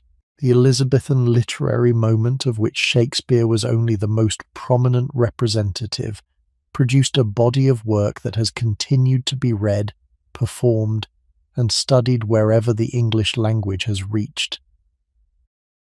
The political settlement she handed to James was, on the whole, a peaceful one. The country was at peace with its principal continental rivals. The succession had been managed without civil war. The crown had been transferred to a new dynasty without disruption. The institutions of government, although they would face severe tests under James's son Charles in the next generation, were, in 1603, functional and broadly accepted. The personal cost of all this was hers alone. She had reigned as a single woman in a culture that had no precedent for such a thing. She had survived the personal losses of her early life, the executions of her mother and her cousins and her friends, the deaths of her brother and sister, the betrayals of trusted advisers, the loneliness of 44 years of single rule, the slow process of becoming a public icon at the cost of her own private existence. She had done all of this with a combination of intelligence, instinct, courage, and patience that almost no other ruler of her century had matched. The girl who had been declared illegitimate at the age of 2 had become, by her own death in 1603, the most successful English monarch since the Norman conquest. What does her story leave us with, looking back across the 4 centuries since her death? It leaves us, I think, with several things. It leaves us with the understanding that political success, in conditions as difficult as those she faced, depends on a particular combination of qualities that are not always celebrated in the more dramatic narratives of history. Patience, for one, the willingness to wait, to defer decisions, to allow situations to clarify themselves before committing irreversibly to a course of action. The Elizabeth who survived the Seymour interrogation at 15 and the Tower at 20 had learned, very young, that the wrong word in the wrong moment could destroy her, and the rest of her career was an extended demonstration of what that lesson had taught her. The famous slowness with which she made decisions, which her ministers so often complained of, was not a failure of decisiveness. It was a deliberate strategy, born of hard early experience, for managing a political environment in which premature commitment was the most common form of disaster. It leaves us with the understanding that the management of religious difference in a country deeply divided by religious conviction is one of the most difficult tasks a ruler can undertake, and that the solutions, when they work, are usually messy compromises that no one initially loves. The Elizabethan religious settlement was nobody's first choice. It was insufficiently Protestant for the Puritans. It was insufficiently Catholic for the recusants. It was a fudge, a compromise, a deliberately ambiguous arrangement that allowed people of differing convictions to live alongside one another by not insisting on the precise resolution of the underlying disagreements. It worked for the most part, for the rest of her reign and well beyond. The ruler who had imposed it, against the preferences of her more zealous advisers, had understood something about the management of human disagreement that her century did not always reward. It leaves us with the understanding that the relationship between a ruler and a people is not a simple one of authority and obedience, but a complex negotiation conducted through speeches and progresses and portraits and ceremonies, in which the ruler's persona is constructed deliberately, over decades, as a public performance distinct from the private person. The Virgin Queen of the late portraits was not Elizabeth Tudor as she was in her bedchamber at Richmond. She was an icon, a deliberately fashioned construct, designed to project authority across a country and an age that had no other reliable means of being told what its ruler was. The construction was a piece of work. It was tended carefully throughout her reign. It was in the end one of the great political achievements of her career. It leaves us with a particular sense of what loneliness can be in a position of supreme public responsibility. She had no peers. Her ministers, however close they became, were always her servants. Her favourites, however dear they were to her, could be, and several of them were, executed when their actions made their continued life politically impossible. Her closest friend, perhaps, was the elder Cecil, who served her for 40 years, but the friendship was always conducted within the formal framework of master and servant, and it could not, in the nature of the arrangement, be a friendship between equals. She had no husband. She had no children. She had no royal sibling left alive after 1558. She had, throughout the long reign, the company of her ladies-in-waiting, who served her affectionately and were affectionately served in return, but who were not, again, equals. The position she had occupied by the time of her death was a position that no human being can occupy without becoming, in some fundamental way, alone. She had borne that loneliness for a very long time, with a quiet stoicism that her contemporaries did not always recognize, and that her biographers have often understated, and it leaves us with the woman herself behind all of this. The girl who had grown up motherless, the teenager who had been threatened with execution, the young queen who had inherited an exhausted treasury and a country in religious turmoil, and who had held the whole structure together with a combination of luck and patience and skill for the next 4 decades. The old woman who had stood on her feet at Richmond, refusing to lie down in some final exercise of the will that had been the central instrument of her life. The historical record cannot reach her in her final hours in any direct way. We can stand in imagination at a respectful distance and acknowledge what she had done. She is, in her actual person, beyond our reach. She always was. The careful self-presentation that she had practiced since adolescence was designed to keep her interior life private, even from the people closest to her. And 400 years after her death, we are not going to retrieve what her own ministers could not retrieve. But the public Elizabeth, the queen who ruled and the woman who endured, is available to us through the documents and the speeches and the portraits and the long record of her decisions.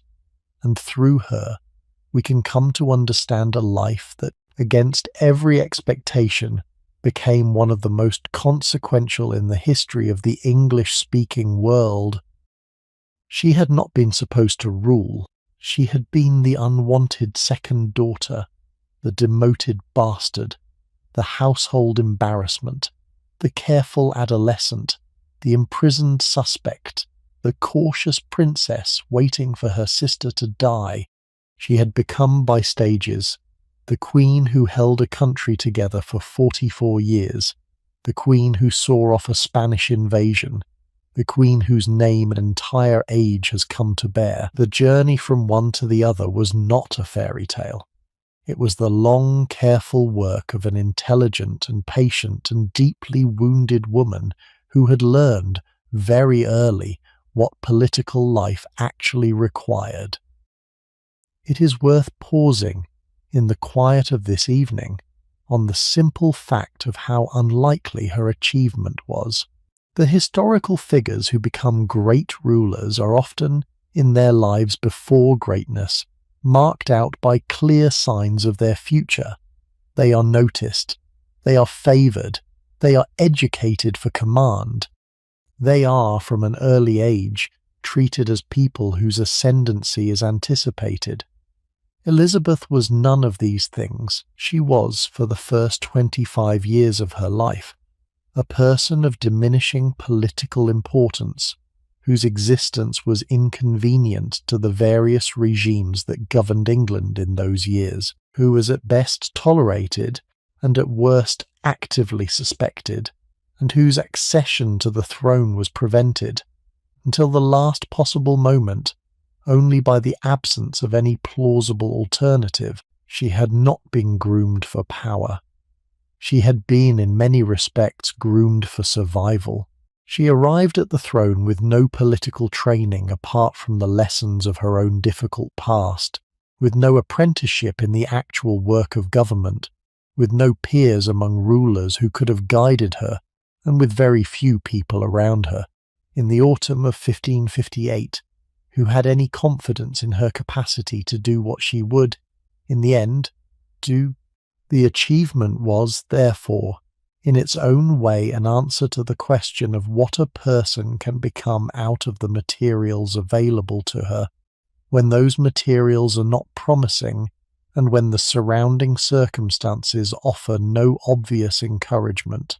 The girl who had been declared illegitimate at 2 became, in the long unfolding of her years, one of the great rulers of the early modern world.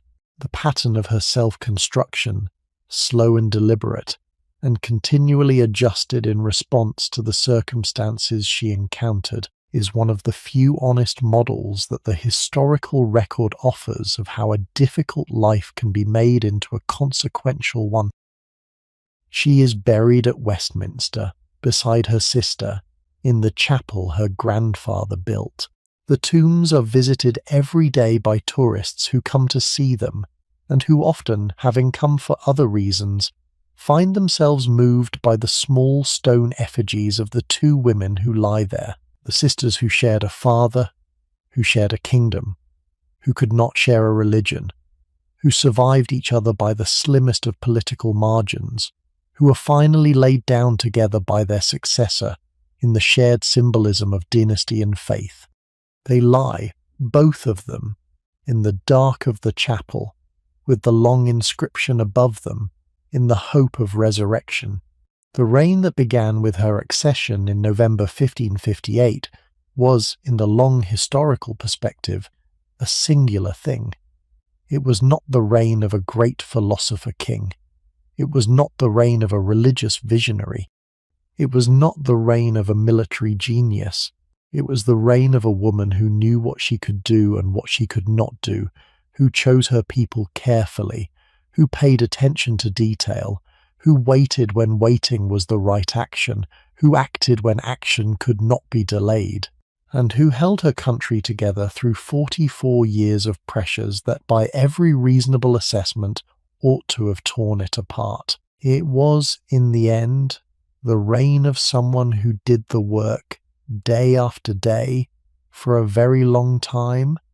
That is, I think, what we are left with. The girl who was never supposed to rule did rule, and ruled well, and did so by the slow, patient accumulation of decisions and judgments and acts of self-control that in their cumulative effect amounted to one of the most successful political careers in English history.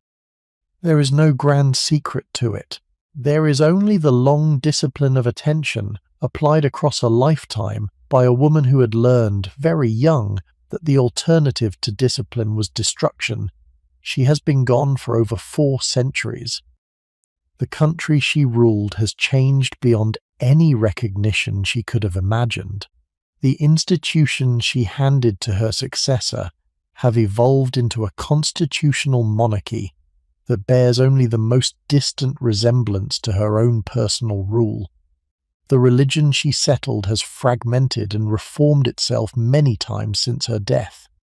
The empire that began in her reign has been built and unbuilt. The language she spoke has spread across the world and been transformed by every population that has adopted it. But she remains, in the long memory of the English-speaking world, a particular kind of figure. The queen who ruled alone. The queen who survived. The queen whose name has become, almost in spite of itself, a byword for endurance and for skill in the most difficult of public callings. The figure who will continue, for as long as anyone reads the history of these islands, to stand at the centre of the story she helped to shape. We have walked this evening through a life that began in disappointment at Greenwich Palace in 1533 and ended in the quiet dignity of Richmond in 1603. 70 years, 44 of them on the throne.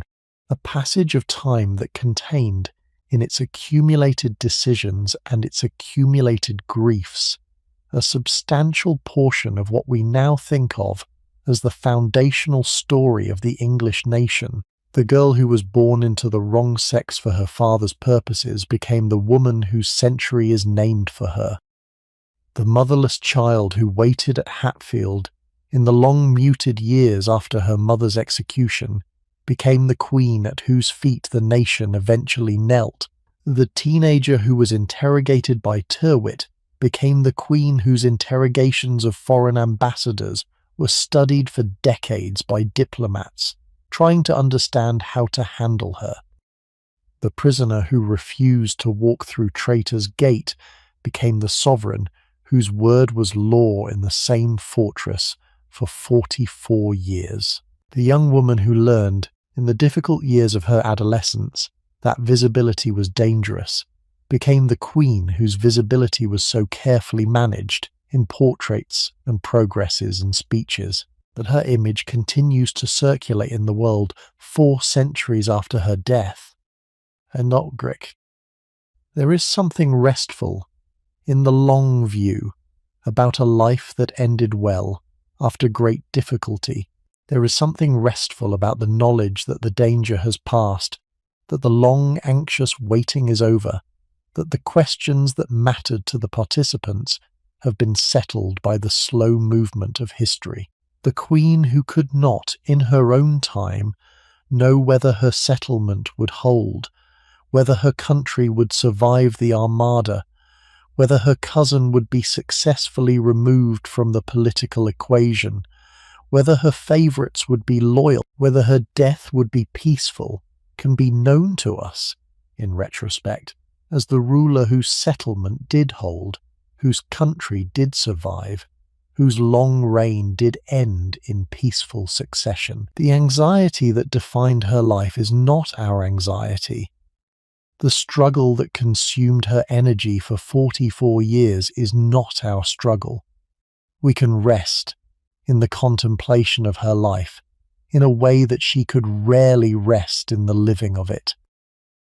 That is, perhaps, one of the gifts that history offers us in the quiet hours of an evening like this one. The lives that were lived in turbulence can be received by us in calm. The decisions that cost their makers years of agonized reflection can be considered by us at our leisure, knowing how they turned out. The people who could not, in their own present, see what we can see in their past, can be befriended by us across the centuries, in the contemplative space that history opens up. We owe them our attention.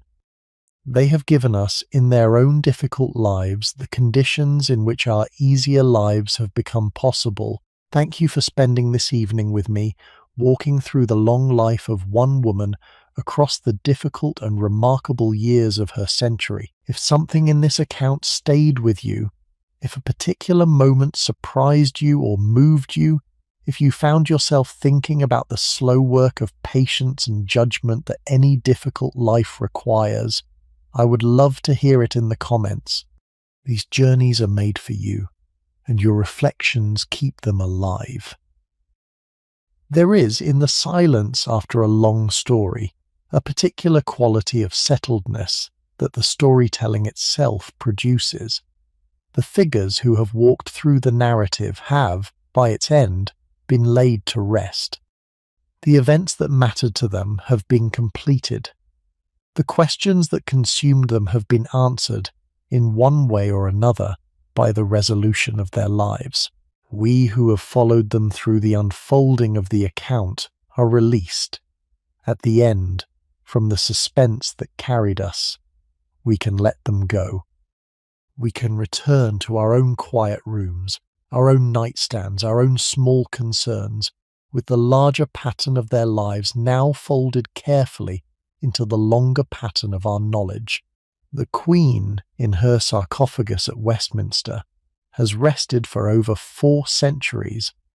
The chapel above her, with its fan vaulting and its stone tracery, has been visited by generations of mourners and visitors and historians and ordinary people who pass beside her tomb and move on, often without noticing the inscription, often without knowing whose effigy lies on top of the stone.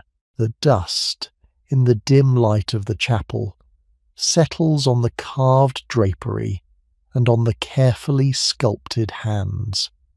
The marble has acquired, over 4 centuries, the patina of long quietness. The Queen who could rarely rest in life rests now, in the kind of complete and undisturbable quiet that is available only to the long departed.